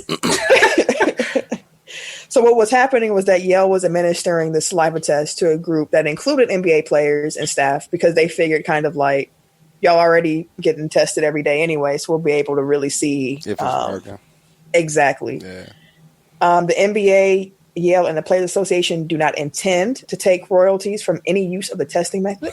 Royalties. I think that do not wording intend. that wording is very interesting. Do not intend. Right. we went into this not trying to find a profit, but since there is one to gain, We are hurting. Why not? Coronavirus is hurting us too. So please. But yeah, they're planning to do that. So we'll see what happens about that. NCAA president Mark Emmert, he said on Thursday that there won't be fall championships in the NCAA because there's not enough schools participating because of the ongoing coronavirus pandemic. Mm-hmm. With that being said, of course, there was some pushback on that. There were some Big Ten parents who just came out to ESPN like, hey, I want to write a story because we got something to say. Mm-hmm. Just to be clear, that that only applies to championships. So yes. In football, that's everything below bowl subdivision. So they're still leaving that up to the individual conferences to decide if they want to play or not. But all other fall sports won't have championships, so more likely they won't be played. Yeah. And not only are parents out here pushing back, but OSU quarterback Justin Fields, he actually started a petition to relaunch the season. Despite all of the backlash, the AD at Penn State, she said that she don't think that nothing gonna change regardless. Like, they made their mind up that there's not going to be a season, so it probably ain't gonna be a season for y'all. I forgot what it was, but there was some petition going around Twitter, and I was like, I think it was like the Kylie Jenner thing, like getting her taking out the WAP video. It's like, I feel like people don't understand like what petitions actually do. like, I don't know, like, all it shows is that there's public interest in whatever this thing is, but petitions don't actually affect change usually, especially in instances like this. Yeah, so, yeah, they're a strong suggestion about what we like as essentially, as people who, yeah, I still be signing them when they mean something. You know what I'm saying? Mean something to me. Yeah, like it's slightly stronger than a trending topic. Like as far as I'm concerned. Damn, I'm like, it can start some fires now. I mean, like I get it, but at the same time, like there has to be, I don't know, there has to be stronger action beyond just signing a petition. No, I definitely agree with that. You're right. I think a petition is the first step in what you should be doing, but a lot of people sign a petition and think that's it. Yep. Okay, so the WWE, they actually announced a long-term residency at Orlando's Amway Center, aka the home of the Magic. And they're going to refer to this setup as the the WWE Thunderdome. It's so bad. That's what they're called. I mean, welcome to the Thunderdome. Yeah, it's gonna be like that too, bro. It's gonna be exactly like that. That's kind of corny though, still. But it's gonna be a whole dome thing over the ring, and it's going to have like video boards, and they're gonna have like lasers, and they're gonna bring virtual fans in. You know what I'm imagining is the California Love video. That's a fact. Oh goodness! They just got motorcycles like on the side of it. On the side, going around. Yeah. They're gonna be having all their apocalyptic gear on and stuff in the ring. I'm actually excited to see it.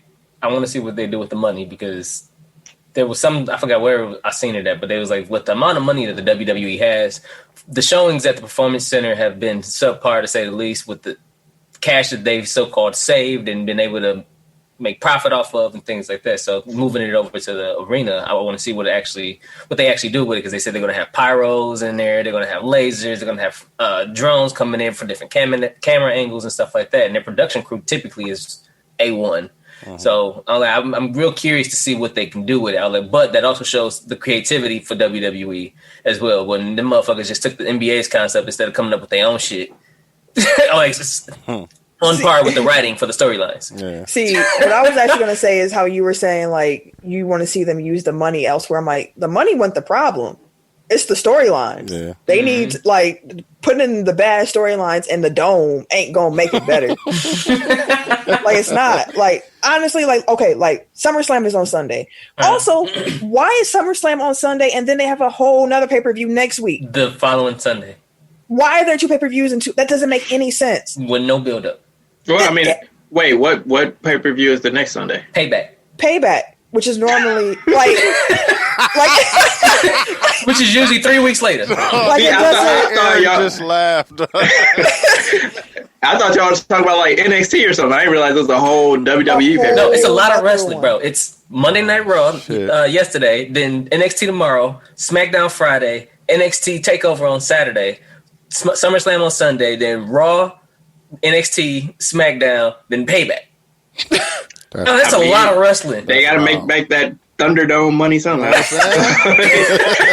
Every week gonna be a pay-per-view at this rate. Like, no, they damn near was doing that. It was every other week and shit when they was splitting them up. Like, God, bro, it's a pay-per-view again. Oh, it was every 2 weeks because they had the brand split. That was stupid too. Yeah. So have they set up anything for Payback yet? Like what? There's the women's tag team title match. That's it. Because they have Sasha Banks going against Asuka on Sunday, but they also got Asuka going against Bayley for the women's title. So she's going for both titles on Sunday. And 2 separate matches. Mm-hmm. So I had the same instead of making them wrestle again, like they're making Asuka wrestle twice, they're making them wrestle on Payback the following week. Okay. I mean, I asked like I was actually going to watch or something. So, but it helps explain things. I'm sure it may help somebody listening. Yeah. Yeah. I looked at the card for SummerSlam, and I was telling the mayor, like, it does not look like a SummerSlam card. It looks just like a regular pay-per-view. I'm not too excited for it, but I guess if I had to pick a match, it'd be Dominic Mysterio against Seth Rollins, because it's a street fight and they should be able to, bring a lot of, props and whatnot into that match to make it a little bit interesting. Especially because I saw the pictures of how Seth Rollins whooped that man Dominic with a kendo stick. I was like, why did he hit him so hard so many times? Like, back and front, all bloody. She said back and front. Yeah, it was. Back and front. They wrapped him up in the ring, in the ropes, and they was just taking turns. They was just wailing. I was like, did he do something bad backstage? Like, what is it? No, that's their initiation. Like, you gotta. The mayor said. You gotta take these licks. Yeah, take these bumps, because he probably gonna take a serious bump on Sunday. Pause again. Yeah. I'm looking at this card. This is mediocre as fuck. So Street Profits versus Andrade and Angel Garza. That's going to be a good match, though. Drew McIntyre versus Randy Orton. That's going to be a good match. Apollo Crews versus MVP. that's gonna get the fuck up out of here. I'm about to say you better not say it's supposed to be good. They storyline is killing me, dog. Why do black people gotta be? Bro, so damn, do they just got all the black people in the same storyline? They the hurt business. I'm looking. Yes, like it has stipulations listed at the side, and it just say Bobby Lashley and Shelton Benjamin are banned from ringside. Like, because they the hurt just throwing all the black people in the same. Yes, yeah, yes. Because Ricochet is involved, Cedric Alexander is involved. Like all the niggas in one storyline. It's a whole WWE version of Black Lives Matter, fam. They just putting everybody together like it's supposed to be. I don't know what I see. I gave him a crumb of credit a couple weeks ago. Yeah, talking about he read the room and like all his champions are people of color now. Nope. It's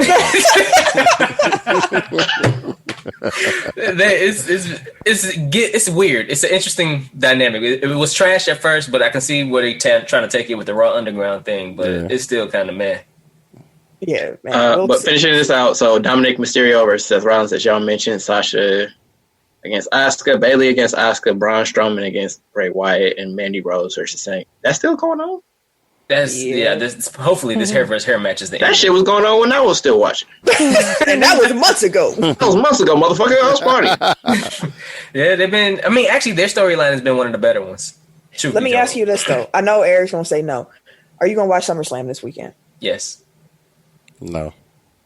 It's going to be on. But I might be trying to play 2K or something while it's on. I can have. The Bucks play on Sunday? Because I think they play Monday. Thursday. No, they play Saturday. Okay. And then Monday. Yeah.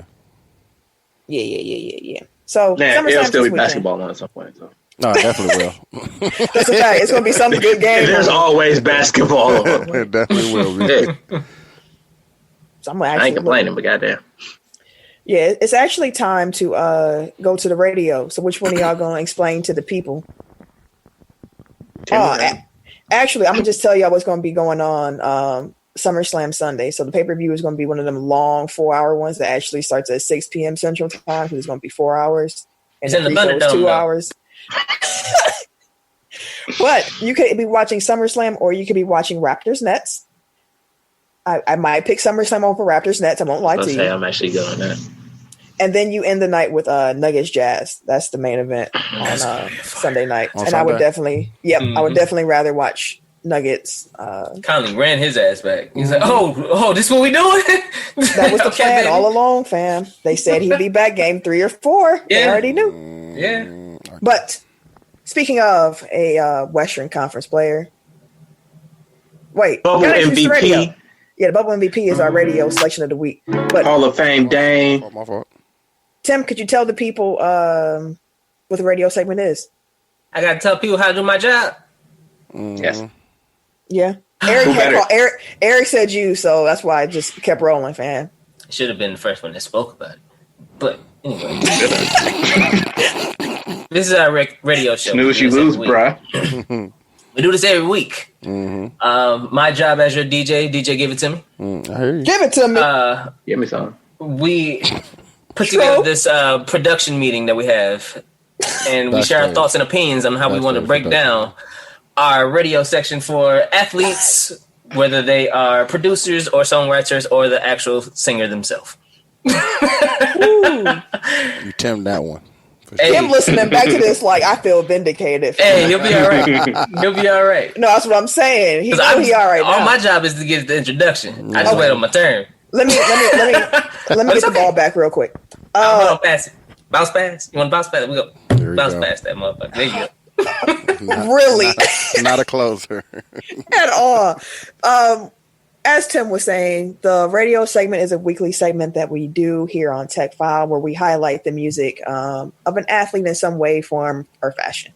They could have produced the song. They could be on it. It can be about them. We set our own rules pretty much, but it's sport adjacent. We run this like an actual radio station with Tim being our DJ. DJ, give it to me. Give it to me. And right now we are in our backstage production meeting where we talk about how we're going to go live on air when the radio segment begins. Ain't that what I said? No. You just said a production meeting. Ain't this what this is? A backstage production meeting. He gonna say, "What's the difference?" I see it on his face. He wants to say it. What's the difference? I swear. I thought about it. But, this week, so Dame actually released an EP after they won their play-in game against the Memphis Grizzlies. I wonder if he got a setup in the. He do. He got a whole setup in his room. There you go. And the EP is called "Live from the Bubble." So we are playing a selection from that EP. It is Dame DOLLA featuring Jane Handcock. The song is titled "They Know." Now, Tim, would you like for the music to begin as you speak, coming live on air, or would you rather, cue in? I think I might have an intro to it for you.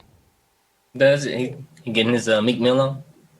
No, I'm talking about have like a point where it's just music playing without the words. The beat builds. Yeah. Okay. If that's the case, then I can let the music play. Soon as I find Dame DOLLA featuring Jane Handcock, "They Know." I found it.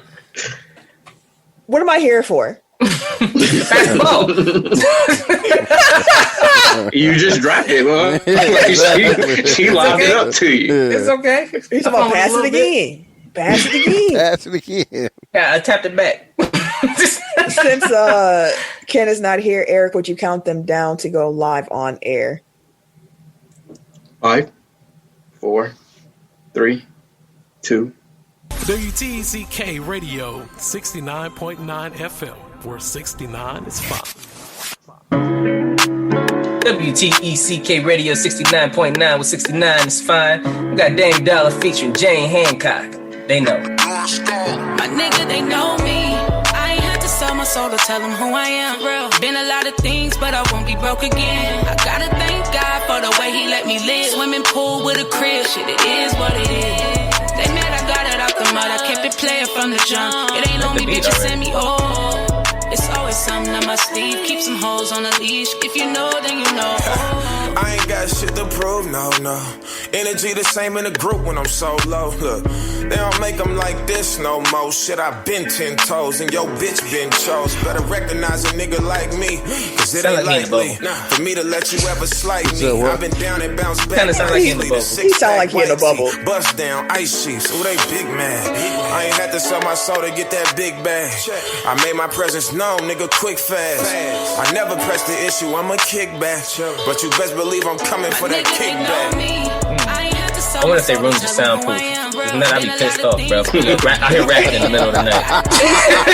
I'm trying to get Just imagine like being in the room below him and right, he that's drop probably 60 on you.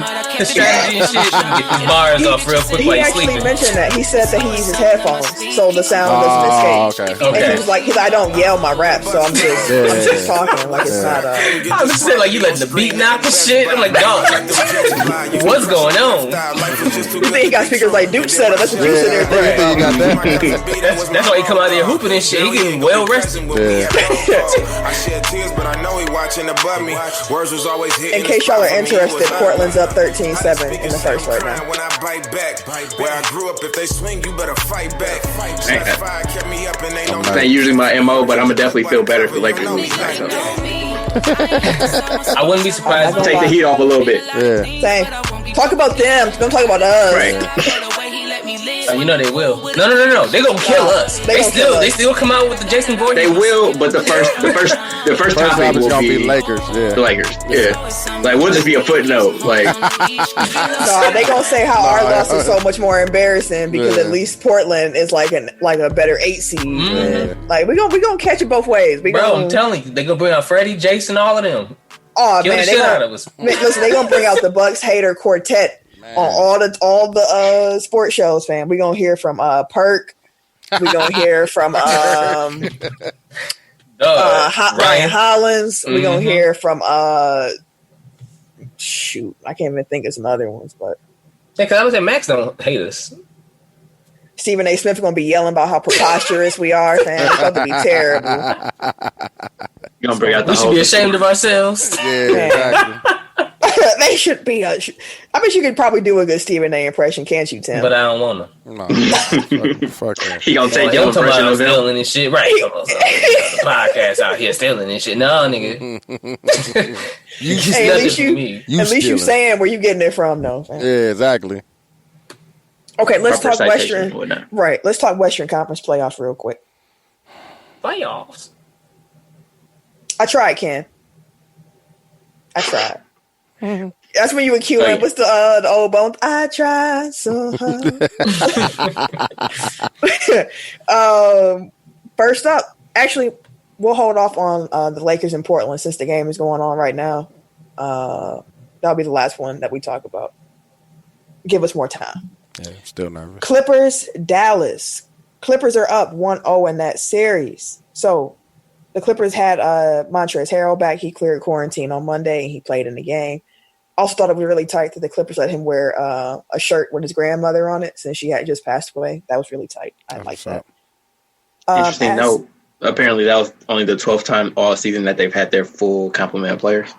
12? 12th. Sheesh. 60-plus games. That's crazy. Maybe 70 at this point. I don't know exactly. That's wild. And Porzingis, as we mentioned earlier, he got ejected from game one after receiving his second technical in the third quarter while defending Luka. Both of his technicals, in my opinion, were weak. The fact that they don't expect players to be showing emotion in the playoffs is really strange to me. It's trash. I think they need to chill a little bit with some of these whistles, especially if they're just emotion. Like, don't have you hear them cussing. Like, they normally do this anyways, but y'all can't hear them because it's a crowd. Like, give them some grace here. Playing in the playoffs, like, give them some grace. But then they swallow their whistle when cats is getting forearm smashed in the face. Man, they don't care about that. They care about the language and the gestures. Go ahead. Oh no, I was just gonna say that. Shit, I lost it. Sorry, go ahead. Shoot, I lost mine too. Luka had a great game. We mentioned earlier just how that boy been balling. He also had 11 turnovers. So I appreciate the fact that when he talked after the game and they were like, man, you had 42. Like, that's, how do you feel? Like, you're one of the youngest players to, score over 40. And he's like, I had a terrible game. Like, like, don't come to me talking about the 42. Like, I had a bad game. Like, I played terrible. There's no reason I should have that many turnovers at any time. Yeah, he's like, I lost 11 possessions for us with 11 turnovers, and it was a close game. Yeah, and I read that, and I was like, I like that, Luka. Keep moving up my favorite, my favorite players. I like that level of accountability. Yeah, I remember my point now.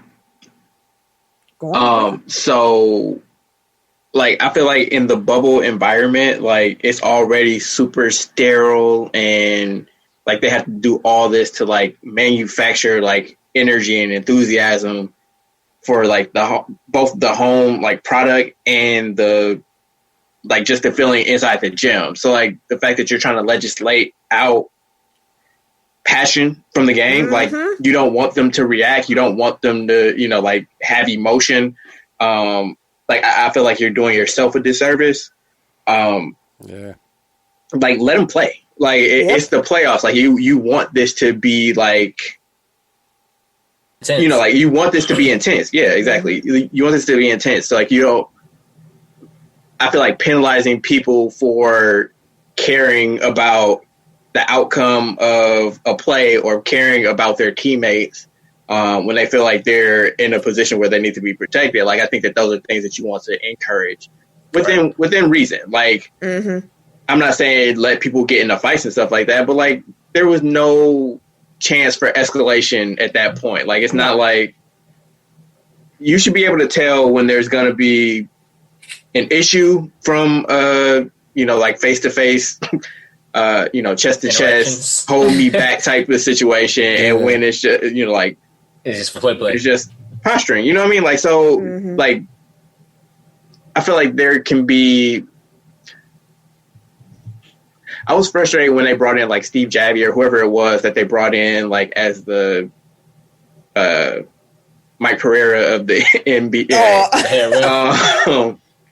And, like, he's like, yeah, I don't see any problem with either one of these technicals. Like, they're there are clear violations, and you just have to, like, he sounded like the feds, like, for real. Like, just, like, there's a special breed of person that wants to be like a fucking referee. Like, you just have to love rules and feel like you're the arbiter of justice, and it's just not allowed. Like, fucking take a chill pill. Like, I used to want to be a referee when I was a kid. That was my first dream job. Referee, then meteorologist. I fuck with both of those. I don't know how to segue from that. So that was a good one.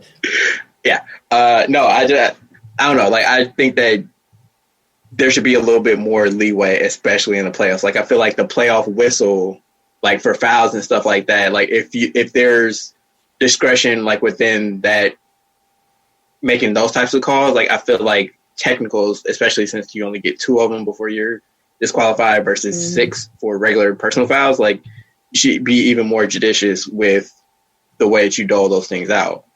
Yeah. And Morris was the clear aggressor in the situation. Like, he's always doing cheap shit after the whistle, or like tossing people when he doesn't have to, or bumping people, or just trying to intimidate people. Like, that's the type of shit that you need to look for, because that's what escalates things. Like, if he didn't like grab at Luka like for no reason, like, none of this would have happened. So like, Porzingis coming in, like, cut that shit out. Like, I feel like that should be like, I don't know. Like, I feel like you should give more to the person that starts the shit than the person like reacting to things. Yeah. Especially when you have the benefit of replay, which they did. Like, they went and stared at the monitor for like 5 minutes, and still stuck with it. Still came away with it. They did. Like, what's the point? They just be sitting there looking at the same shit. Like, you ain't seen it by now. You don't know what you're seeing about They're right, like, trying to negotiate with the league office. Like, are you sure we can't keep him in the game? Nope, it's clear as day. We gotta kick him out. Who y'all got in this series? The Clippers or the Mavericks? You said Dallas? Mm-hmm. Interesting. Why Dallas? I feel like Dallas got as far as their bubble squad goes, got more momentum. If the league don't fuck them over with these calls, like getting Porzingis ejected because he was cooking. Dallas actually is a big problem for the Clippers right now. And I feel like they can actually get him up out of here if they can take advantage early. But if the Clippers start getting their footing and start getting their chemistry right, because they still, like you said, it's only the 12th time they've been together. They still working on themselves. But if they can get it down to the point where they look like a well-oiled machine for real, then that's going to be a problem. So I think Dallas can probably knock them out early. I hear you. I do agree with that. Like, I think that the time to pick off the Clippers is now. Like, they're only going to get stronger, like, the further that they go in these playoffs. Yeah. And honestly, if Dallas was playing any other team, like, I would confidently be picking them, like, to pull the upset. Like, I think the Lakers, like, I would probably take Dallas at this point. But the Clippers, like, that's a BC squad. So, like, I'm still tempted to choose Dallas, but I think I'm going to go Clippers. But no, Dallas, their offense is for real. Like, they serious. Yeah. They literally have, like, the highest offensive rating in NBA history, I believe. Like, meaning they're like, adjusted for pace. Like, they're the best offense in NBA history.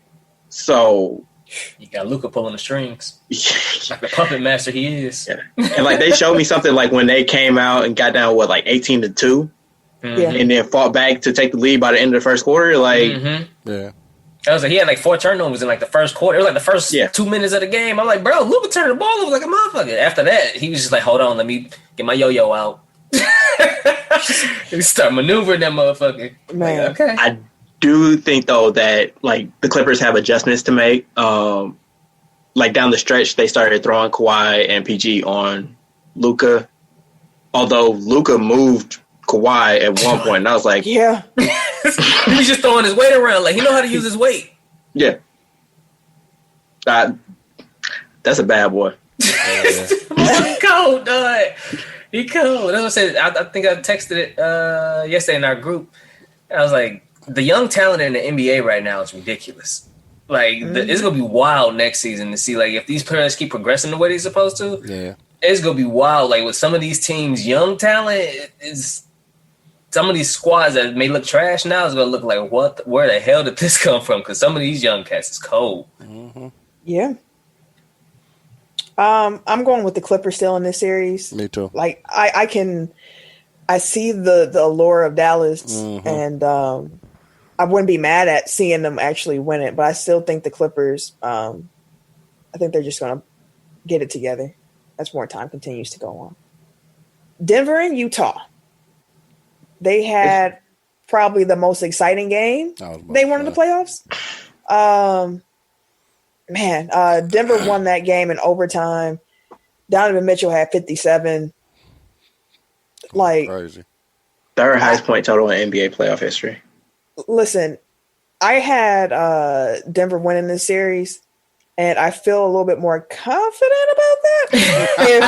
if it takes Donovan Mitchell dropping 57 for them to, you know what I mean? Like to hang in there. Like I forgot that the Joker plays Rudy Gobert pretty well. Like Gobert got him at the end of that game to send it into overtime, but like his numbers don't really drop against Gobert like that. Like he is still going to be himself. Mm-hmm.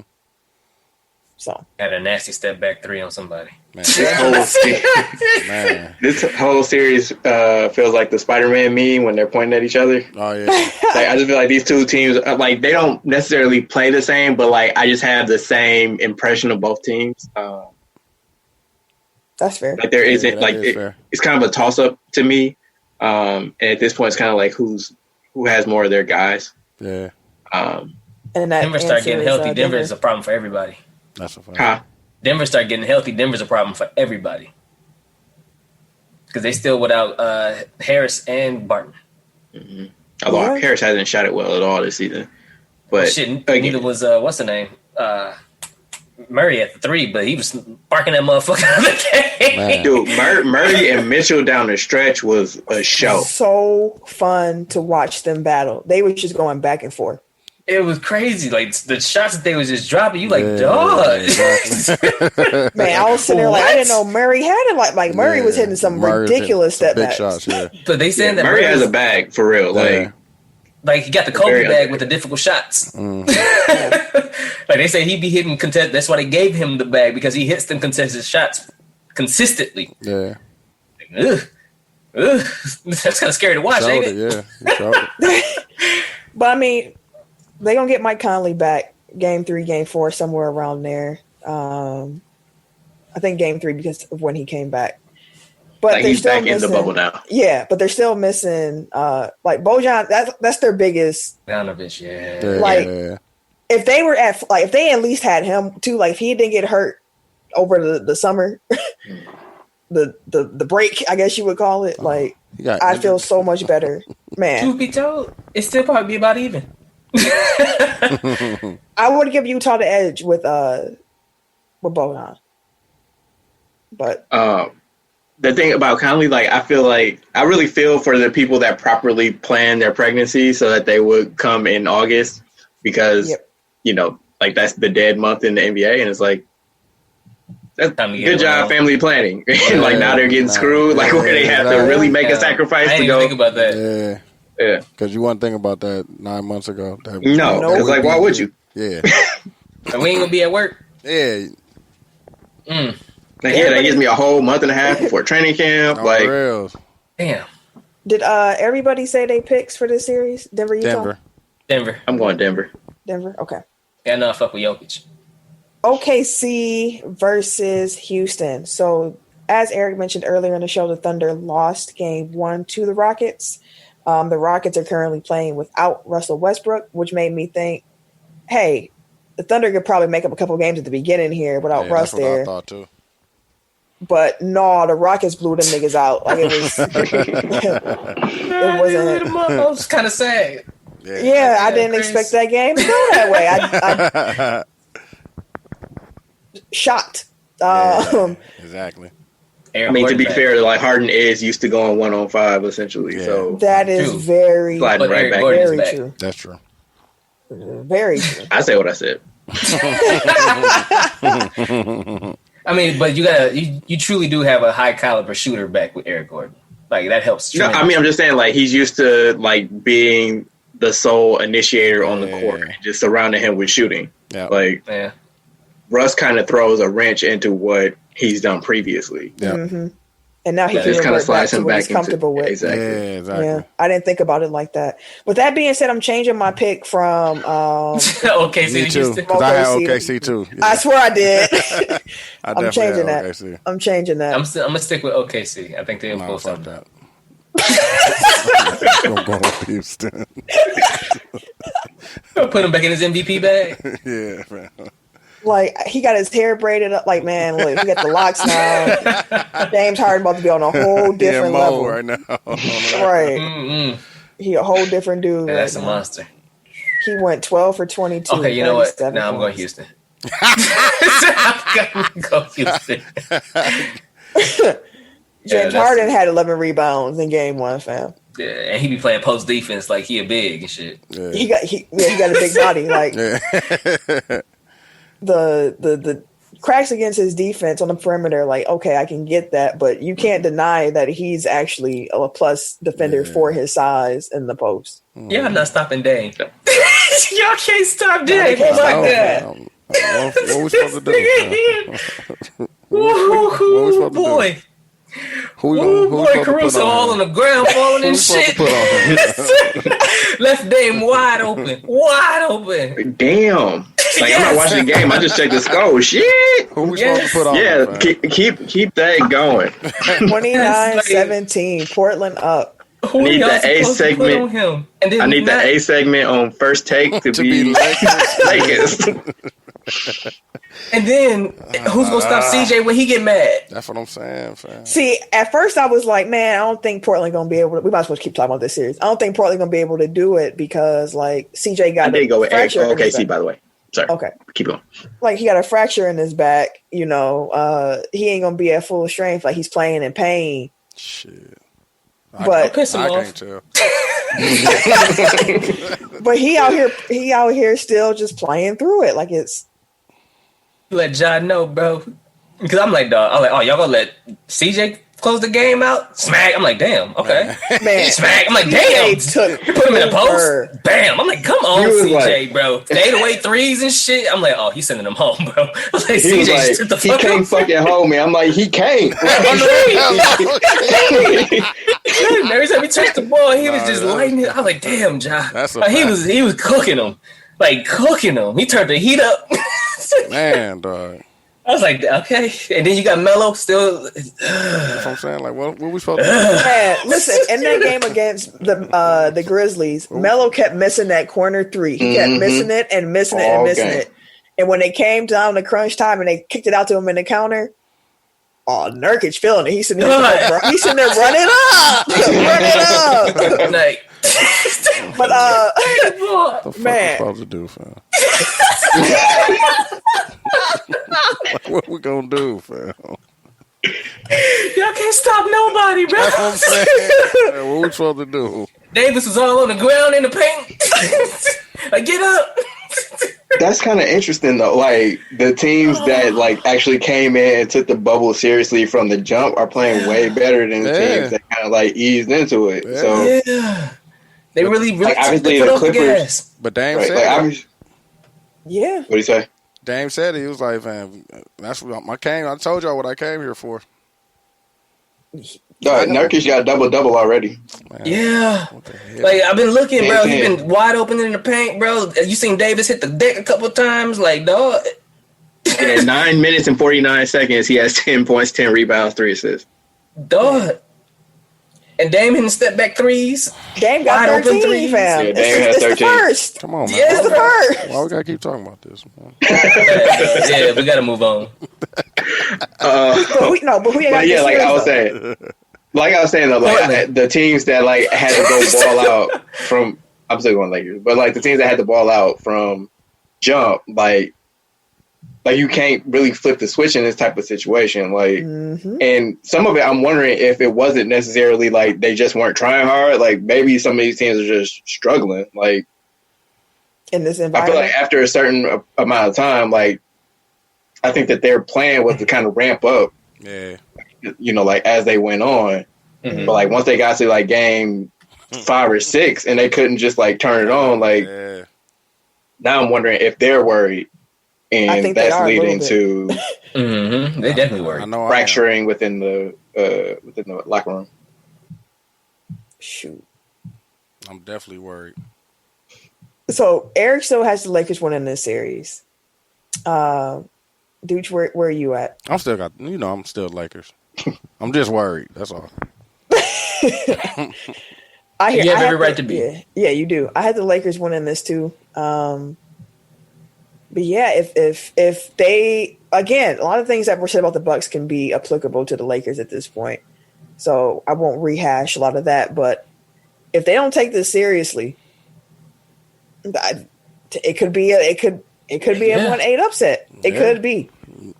Yep. And regardless of what y'all say, much less of a room for error than the Bucks do. They definitely do. Yeah. Pulling a way better squad. Man. So LeBron tried to go up on 3 niggas that he tried to pearl it. They just everybody blocked the shot at the same time. Oh, they got Whiteside down there. Like, come on, dog. Oh, man. I mean, at least the Lakers kind of have an excuse though. Like they're missing key pieces from their regular season rotation, whereas it was who 4 bodies deal with around Whiteside? Really, honestly, like Whiteside when he was starting without Nurkic was still doing like 16 and 15. Like he's a big body down there when he want to concentrate, and best Dame probably got on his ass. He's been playing well this year. You got Nurkic in there, so now you got that 16 and 17 coming off the bench against your bench players. So you trust to stop Whiteside in the first place. They've always been an issue. Shit, similar to Boston though. Like Portland does not go deep. No, like they're without Zach Collins today, so they started Wenyen Gabriel. And then off the bench, all they really have is Whiteside, Trent Jr., and I guess Hazonya's going to get some minutes. Yeah, you know Hazonya will get some minutes. He out there now. Yeah, so maybe I Simons. still got the Lakers. Yeah, I still got the Lakers for part of that reason, but it's going to be a series. They better turn it up. Where are we now? So the NBA, NBPA released. Well, they didn't release it. Woj told us what we thought to be the guidelines on guests starting after the first round of the playoffs. 4 guests per players can be exceeded for children. Guests can travel on team charters following testing. They will be allowed to attend games. Players will be allowed to bring in family and, quote, established, long-standing personal friends, end quote, into the bubble. That means that any individual that is not previously met in person, or if y'all have limited in-person interactions, for example, you only know each other through social media or through a middle person, they are not allowed to come in here. No IG models? Nope. That's the nicest way you can say no. That's the most PC way they were able to say no Instagram models. No flying out. No flyouts. They need to be there and stay there. Be somebody who you actually know. So man, it's some there's some lopsided relationships that are about to get exposed. Yeah. Who in the bubble with you? I heard you got 4, and I heard you get 4 people. No, shit, I only brought 1.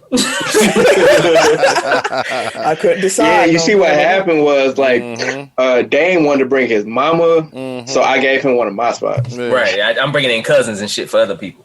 Yeah, man, you know what I'm saying? Because that's a superstar. I only got 1. Right. But if the Bucks want to feel better, if that's the issue, and they want fans, y'all need to make it to round 2. You get your family, you get your support systems, you get that shit back. So if you need to get to round 2, if that's part of y'all issue. I hear you. Well, I mean, like, they've been there for what? About a month and a half now? Mm-hmm. Actually, going on 2 months. No. It was like early July. Yeah. So that's one thing that people are starting to talk about is like the mental toll that type of isolation is going to have on players. So like, where's one thing that we didn't bring up was like Giannis headbutting Mo Wagner. Like they're saying like you know, pent up frustrations. Right. Mm-hmm. Little things get you a little bit more when you're already in a certain place mentally. You're in a high stress environment. So I'm wondering if like it kind of exacerbates, like maybe these teams are looking bad because it's snowballing. You know what I mean? Like, so like, whereas like if you were in a normal rhythm, like it's easier to kind of shake off like, oh, we had a bad game, we'll get back at it tomorrow. Whereas like now it's like, you don't have the distractions of home, or you don't have like that thing to kind of ground you, and you're kind of like pressing, and it's just exacerbating. And like, whereas you didn't reach that point of adversity, and you don't know how to get over it as a team. You know what I mean? Like, or on the flip side, a team that gets hot, like Phoenix or Dallas or Portland, like they're able to kind of like, it's a positive feedback loop. And like, it's easier for them to go out and play loose and free. And it's like, it gives them more confidence. Cause it's like, I don't know, like it's a lot of different factors. It's a weird situation. You know what I mean? Like, so it seems like teams are way more like they're poles to it. Like, plus this, either you're really struggling or you're really flourishing. Like the testosterone levels is probably crazy. Like the alpha males, all that shit start coming into play. Like, like just stupid shit start happening when there's a bunch of dudes around each other for a long time. Like just dumb shit start happening. And that probably starting to play a role too. Like you don't have that release valve. Now, I just want to say we've been talking for a while on this show now. We've been going long. So I'm going to kind of run through some of these last topics that we have a little bit quicker than we probably expected to. I want to respect the people's time and our time as well. I mean, just take a break and then come back. What about me? I'm playing. I want to say you're the wife. Yeah. Daniel Cormier, he said after his loss this weekend that he was done. He said he fought his last fight for heavyweight championship, and it was a pretty good fight. WWE, here I come. Right. John Jones also announced on Monday that he was vacating the light heavyweight title that he's had on and off for the last decade. And then he also tweeted thereafter that he has begun potential negotiations with UFC to move up to heavyweight. That's going to be wild. So is he ducking DC? Now that DC gone, he's like, yeah, I can come up. We good now. I can bulk up a little bit. I can do that. Bones Jones is a dangerous man. Yeah. The Baltimore Ravens are hosting former Dallas Cowboys wide receiver Dez Bryant this week for a workout. Now, just in case y'all forgot, Dez ain't played since the end of 2017. How's he still only 31 years old? Man, I don't know. He said he was getting blackballed, didn't he? He did. But listen, the crazy thing is that if Dez was to sign with the Baltimore Ravens, he'd be their oldest wide receiver. Like the next oldest wide receiver, I believe, is like 27 years old. That's crazy. It's like the shelf life in the NFL is just different. What is Vontae Davis? It's young man game. Young man game, man. I think that Dez would be able to add something to that team if he was to sign there. I think he would give Lamar a pretty steady target. Yeah. As long as them hands are still the same, which hands ain't gonna go. Like if you can catch, you can catch. But that's a fact. He was always a possession. Yeah, he was always a possession wide receiver too. They don't really have anybody who fits that role too much in Baltimore. A lot of speed guys who can blow the top off. So a lot of sport terms, they're just sexual in nature. Like it's wild how that works. Like sports are weird though. Like they're super homophobic, but also very homoerotic. Like, like all the uproar about Jamal. What's the Dillon kid's name? AJ Dillon. Yeah, like everybody's like lusting up after his quads and shit on Twitter. They're like huge. It's weird. They are, but it's like the way people are talking about him. Like, oh my god, he is thick. Like, because Saquon got the same treatment. Like, yeah, but I mean, like the way they fetishize these guys' bodies, like it's kind of is. I don't know, like you're into whatever you're into. Like I don't care, but it's just like it feels like it's the same people that will be like super homophobic are also the same ones that are just like, would you look at that guy's ass? Like, LeBron need to cut it off. Yeah. Man, okay, that's all. He do though. He do though. Transactions. All right. Real quick, Bengals big signing, and I think Wisconsin native Trey Waynes. Yep, Racing underwent surgery to repair a torn pec and expected to miss most of the 2020 season. That's a blow for them because he was expected to start. 49ers coach Kyle Shanahan said he would be surprised if wide receiver Jalen Hurd didn't suffer an ACL tear at Monday's practice. That's a blow for him because he missed all last year as well. He messed up his back. Cowboys defensive tackle Gerald McCoy ruptured his quad and will undergo season-ending surgery. They actually waived him today because they had some language in his contract where if he got hurt, that they can waive him. So it's trash because he signed 3 years, $18 million over off season. Did he still get like $3 million though? Because didn't he have like a? I think he still got to keep his signing bonus. Yeah. Cardinals keeping up with cats who kind of missed seasons. Cardinals cornerback Robert Alford will be out with a torn pec. It's his second straight season of not playing. He broke his tibia last year. So some of these guys catching some tough breaks. That's great. Washington football quarterback Alex Smith has been cleared to play. He had a video and everything celebrating. He's back. He was in pads today for practice. So he's truly back. 17 injuries or surgeries. God, yeah, and even in that video, he still looked like he had like a hobble to him. But yeah, he doesn't look like he's ready to play an NFL game. I'll put it that way. Like he has a noticeable limp. Like he was wearing something on his leg. Like his leg looks weird. He looks like a compressor. Yeah. Well, no, I mean like even through the compressor, like it looks like his leg like bows out and then comes back in. Like I don't know. It looks weird. That's all. I don't know how to describe it. Like it's kind of shaped like a question mark. I would love to see how he's moving on the field and in these practices, just to get a gauge. The Washington football team has posted some like footage of him dropping back and whatnot. Like he's dropping back smoothly. Like it's the footwork still looks all right. It's just a little bit slower, but he looks actually more spry in that than he did just walking normally. But maybe that's muscle memory and just years of being a football player. I'm not sure. He can do what he wants, but like it just feels like a bad idea to me. I can definitely feel that. Yes. WNBA, Minnesota Lynx center Sylvia Fowles suffered a right calf strain last week Thursday and is out indefinitely. It's a shame. Yeah. Because she had already been having some problems with her calf, and then she was off 2 games, and she came back for 2 games, and now she hurt it again, and it's just like... Well, at least just stay out until you can get it right. Yeah, that's just... It sucks for her. Like, yeah. But hopefully this will help it in the future. If it's out indefinitely, just so you can just make sure you're good. Yeah. Be good from there. Yeah. I think the problem is like the games come so quickly. Like if you sit out instead of a period of time, like you're missing so many games.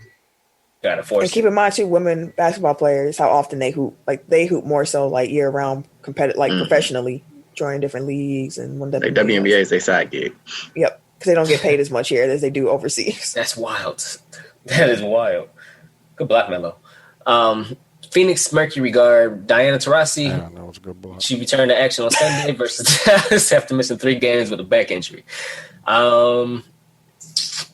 MLB Yankee star Giancarlo Stanton was placed on the IL with a left hamstring strain, according to Yankees manager Aaron Boone. He has a recovery timeline of close to 4 weeks. He can't stay healthy. Like he had the first season, and then it was just a rash of injuries thereafter, and that's disappointing. Yeah, because it sucks. It truly does. Like, what do you say, Eric? Turn injuries off. Ban injuries. Ban injuries. Ban injuries. Yeah. See. Turn them off. Go to settings. In a couple transactions, 2 NBA teams fired their head coaches, while 2 other teams extended their head coaches. So Jim Boylan for the Bulls and Alvin Gentry for the Pelicans were both fired. Brad Stevens for Boston and Nate McMillan for Indiana both received extensions. I think it was trash that the Alvin Gentry was fired, though. He just can't seem to get in a position where things actually go the way they were planned to. Yeah. But the other side of that is, as a coach, it's your job to adapt and figure out a way. Yeah. So I hate to see, Gentry go, but I can understand why they did it at the same time. Yeah. Mm-hmm. And this is an important time for their franchise. Like, you have to get the right coach in there for Zion. Yeah. And if you don't feel like it's Alvin Gentry, then you need to make that move now, so that you don't go further down the road. But apparently Ty Lue, Jason Kidd, and Jacques Vaughn, if Brooklyn doesn't keep them, are like the coaches at the top of the list for the Pelicans. Man, Ty Lue and J Kidd, like their agents be putting in work because they're attached to every single job. Every single one of them. They probably, like, you know what? I wouldn't be surprised if Kidd ended up in New Orleans. I hope not. I really, I actually want Kidd to go back to Brooklyn. Honestly, that would be fun. Sign me up for that. Get some cameras too. That needs to be recorded and shown. How you deal with Kyrie and KD? Oh man, yes. Yeah. Man, they be fighting by All-Star break.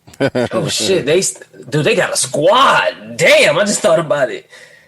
Because Dinwiddie and Karis LeVert together on the court together. Because Karis LeVert I was gonna have a whole different role. Like that's a good 2K team. Like how their games mesh with each other on the court would be a different story. Yeah. Could be a different story. I don't know. They might be able to figure it out. On with the transactions.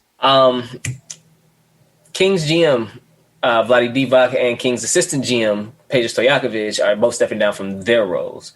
Joe Dumars will take over as interim GM and executive vice president of basketball operations and oversee search of new permanent GM.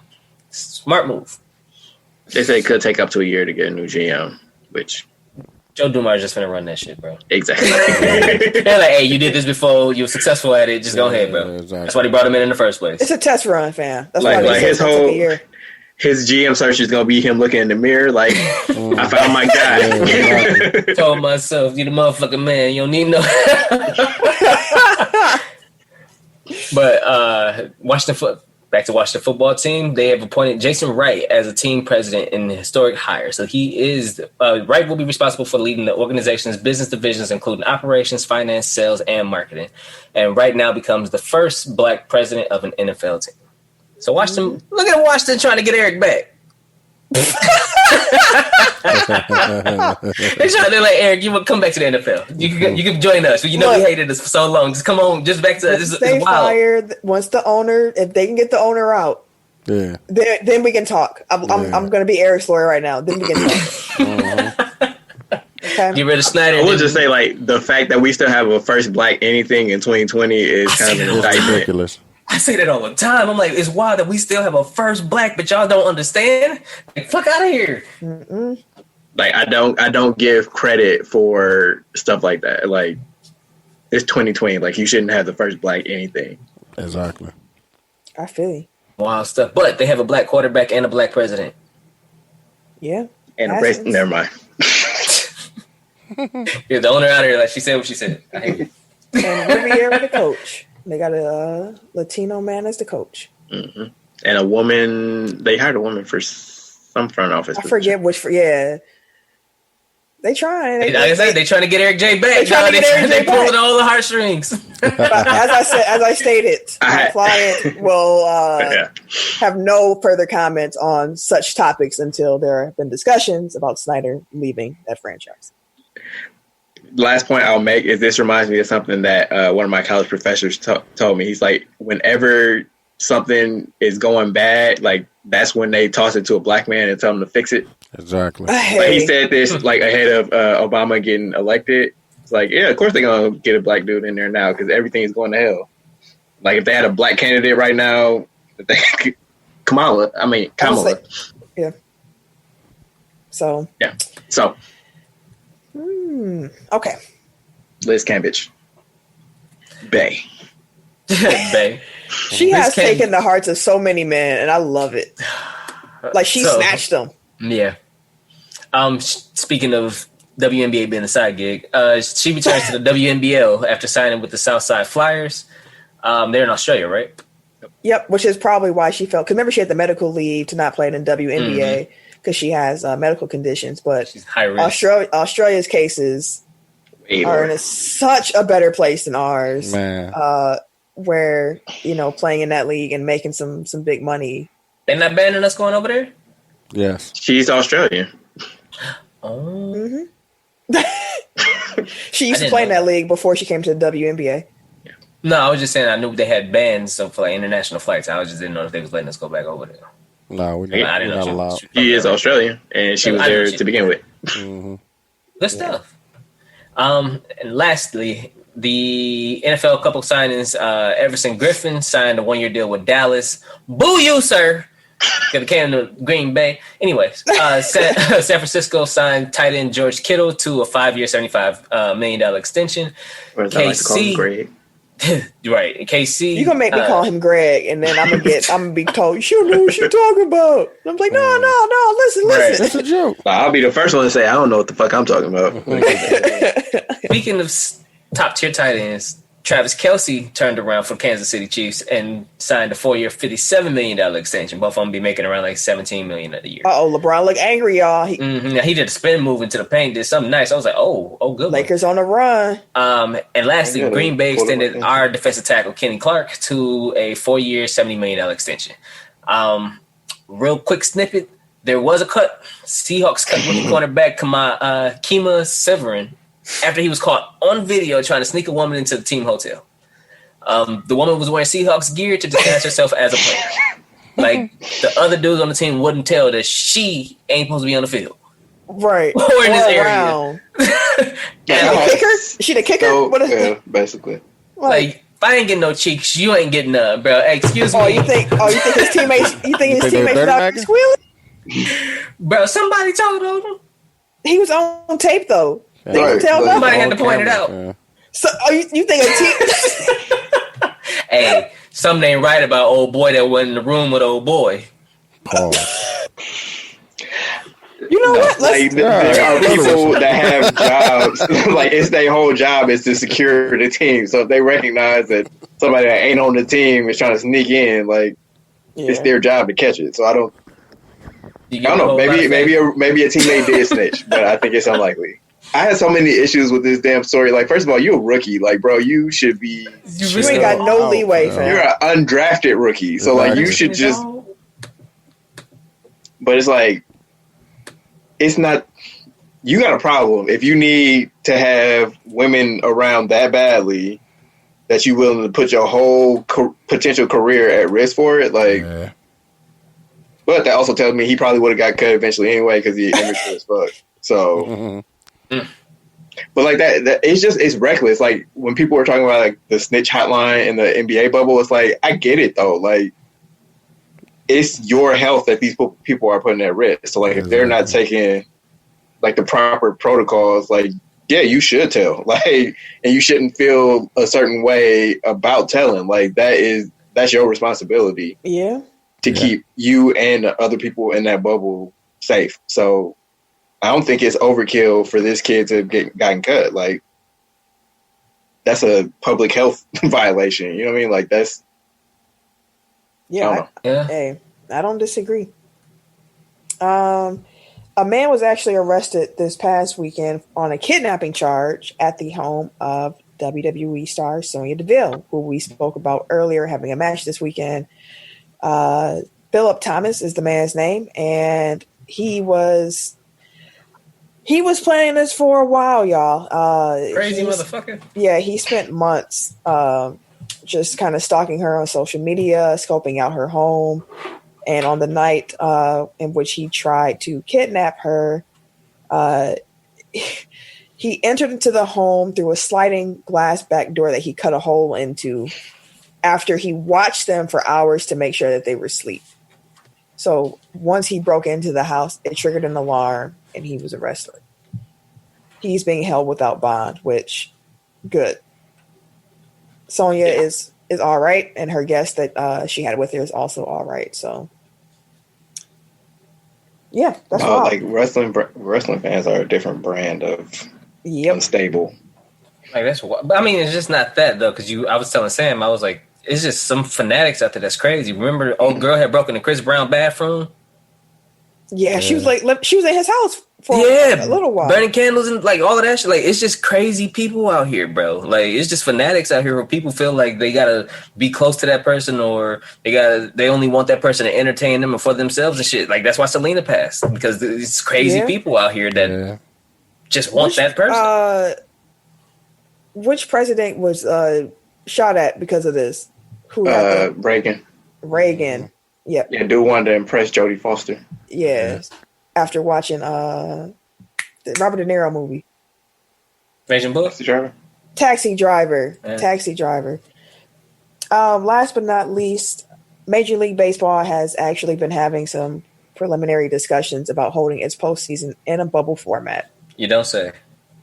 We don't. We can. Hey, y'all understand? Exactly. Blow the whistle. All right, now that's enough out of you. You know what? Tee his ass up.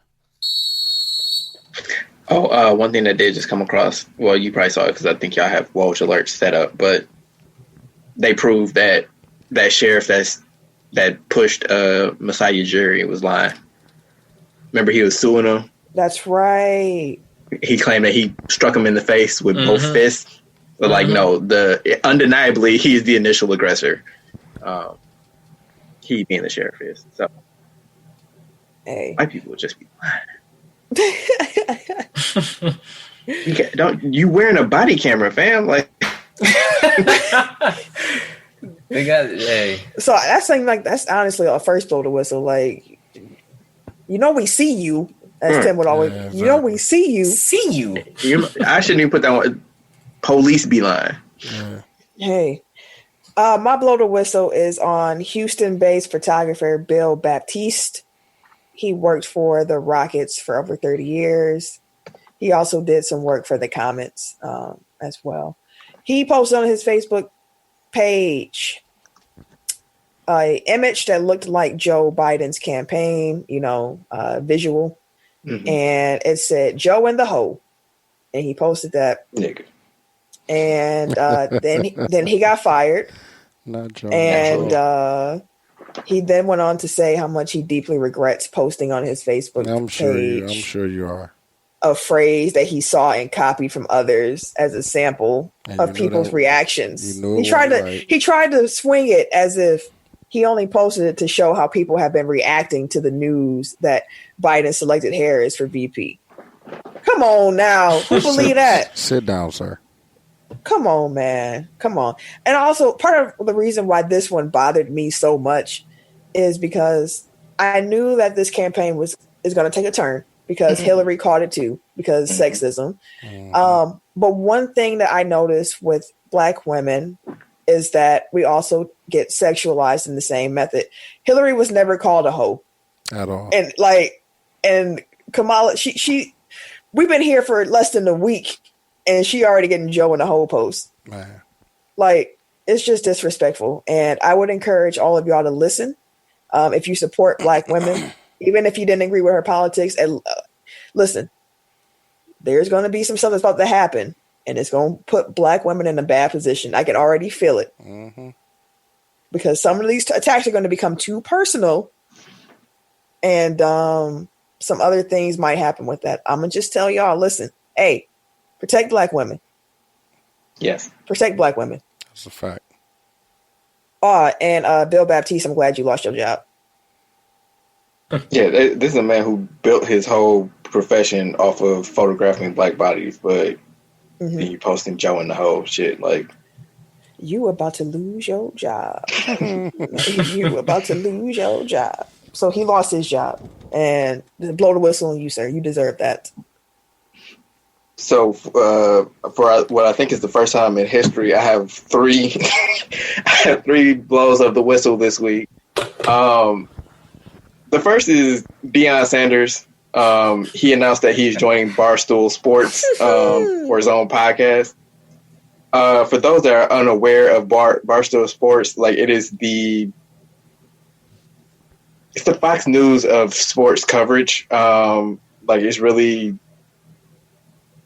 not anti-players, but it's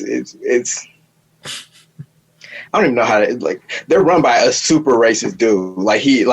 He has been caught numerous times on camera saying the N-word. He's a horrible human being. Dave Portnoy, for those who are uninitiated. Trying to get him canceled recently, wasn't he? Because of that? Yeah, he's one of those guys. I can't be canceled. And he's just him and Clay Travis. They're the worst. Anyway, I'm getting off track. But yeah, like just to give you a snippet of what Barstool Sports is about, they, in the light of Portnoy being, like exposed for saying the N-word, like they had all their black contributors come on a podcast where they discuss like their thoughts and feelings on like his behavior and what it means to be a black person working at Barstool. And then Barstool had the bright idea to title that podcast, I don't know, they made up some fake acronym and it spelled out nigger. So Deion Sanders chose to leave the NFL network and go, partner with this enterprise. Like, come on, bro. And then he used like a Bible verse to justify like joining. Great football player. Off the field, you're questionable, bro. And I think that question's been answered at this point. My second one is on UMass head football coach Walt Bell. He said in response to the UMass football season being canceled, and I quote, my dad passed away in 2008 and my biological mom OD'd in 2012. And to be honest with you, this is probably a tougher day than both of those. That's wild. So tougher than his parents passing away is that a football season was canceled. Yeah. That could potentially come back. Like it could turn around and come back. You can't take those back. That's wild. Like, I don't know what type of relationship he had with his parents, so maybe that wasn't that big of a loss for him, but like, it's just like, I don't know, like the priorities of football obsessed people like continue to baffle me. Yeah. That's just like the fact that we have people, whatever. Anyway, third one is on Texas Rangers manager Chris Woodard. So on Friday night, San Diego Padres outfielder I don't know if it's outfielder. Fernando Tatis Jr. On a 3-0 pitch when his team was up by 7 runs in the 8th inning, he swung a pitch that was right down the middle, and he hit a grand slam. Bases loaded. And Chris Woodward, had an issue with that. He said, in a quote, so like I think what happened is that he had like a reaction in the dugout, and then the next pitch, like his pitcher kind of throws at the next batter.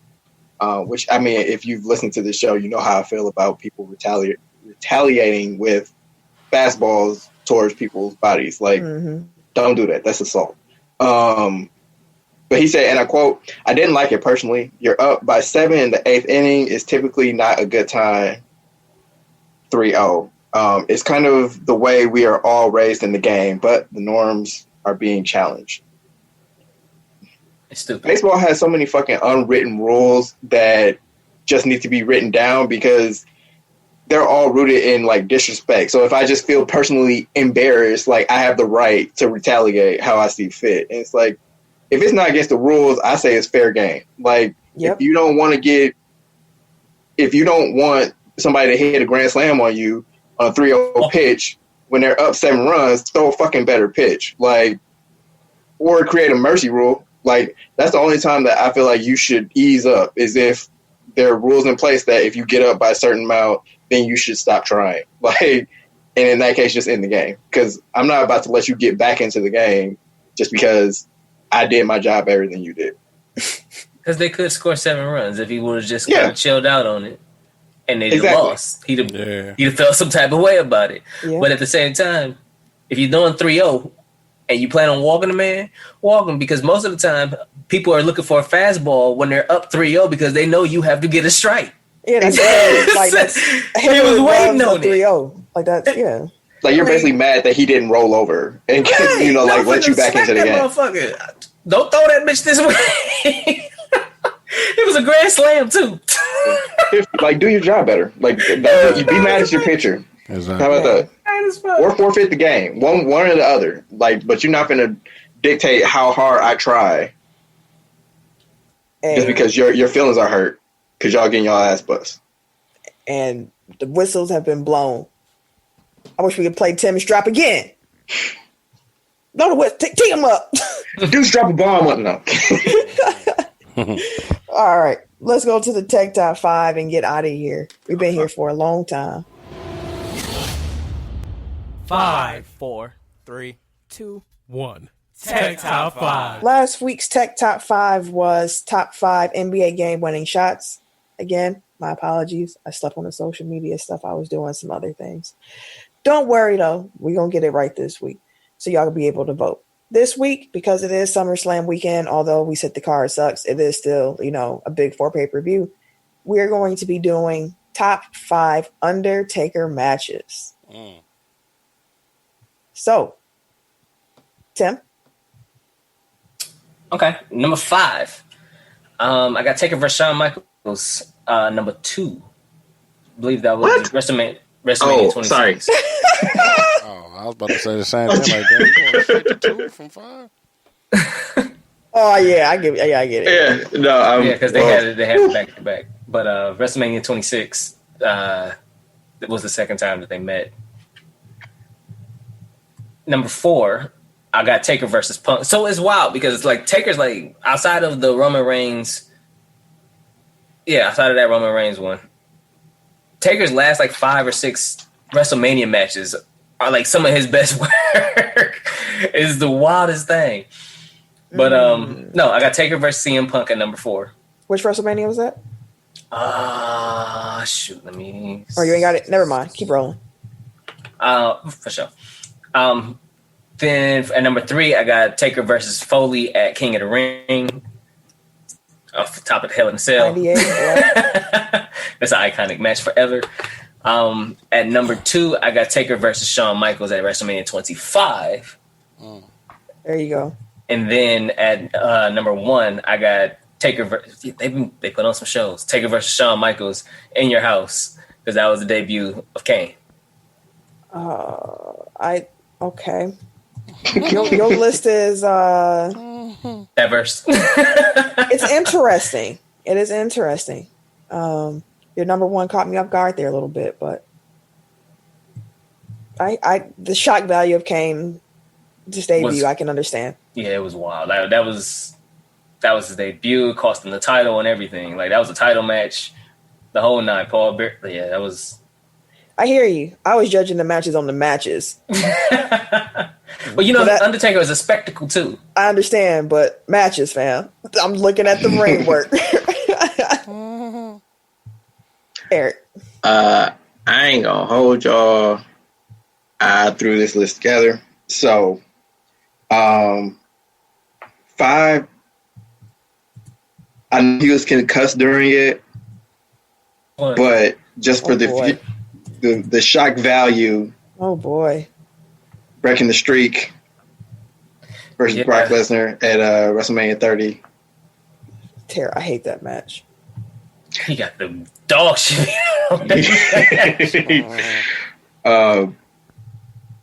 Yeah, like I'm gonna go with that at 5. 4, I'll go the match versus HBK at. We'll go WrestleMania 26.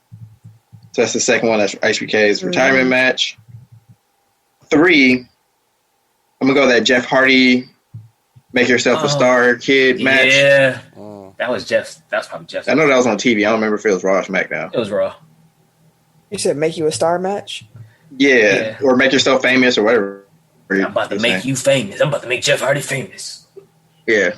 Like basically when he beat the shit out of Jeff Hardy and like Hardy kept like fighting back and getting back like up. I remember. Yeah. 2, I'm gonna go Hell in the Cell versus Mankind at King of the Ring. I think it was King of the Ring. And 1 is the one against HBK at WrestleMania 25. There you go. There you go. Everybody number 1. Yeah. Right. Okay. My list this week, number 5, I have actually you're gonna notice a trend on this list here. I'm gonna just put that. It's all Shawn Michaels. Dang there. Number 5, Shawn Michaels, the Hell in a Cell match they had at Bad Blood in Your House 97. I was just looking at First Hell in a Cell. The first Hell in a Cell match, the spectacle of it all. You had never seen anything like that before, and they put on the show for us. Number 4, Taker versus The Rock and Kurt Angle at Vengeance 2002. A really, really fun triple threat match. They were doing each other's finishers, but the finishers never looked weak because they kept protecting one another by breaking, like third one would just break it up. Kurt Angle got busted open at some point. The Rock was on his way out. So this was when he was glowing up in Hollywood and kind of came back for that last run. So he was really having fun during this time. And Taker was the biker version of himself. And he was able to just kind of wrestle. Like, it's a very, very fun match. Number 3, versus Shawn Michaels at WrestleMania 26. That is the second one, as has been mentioned, career versus streak. Number 2, I got versus Mankind, Hell in a Cell, King of the Ring 98.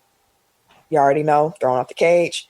Number 1, I got versus Shawn Michaels, WrestleMania 25. Arguably the greatest wrestling match ever. What I'm saying, it should be. Like, ever. Everybody's number 1.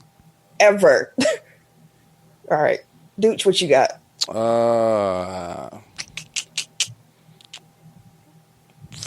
I'm going to go the one with Kurt Angle and Rock. Okay, triple threat. It's damn near just going to be the same list. It's just in different orders. I think 4 out of my 5 were the same as yeah, I'm about to say Shawn Michaels, the Bad no, Blood. 3 out of 5. 3. Dang, I want to switch it up. Just do the one against. He had the one against Batista that was really good. Yeah. Which one was the one where they put him in where they buried him?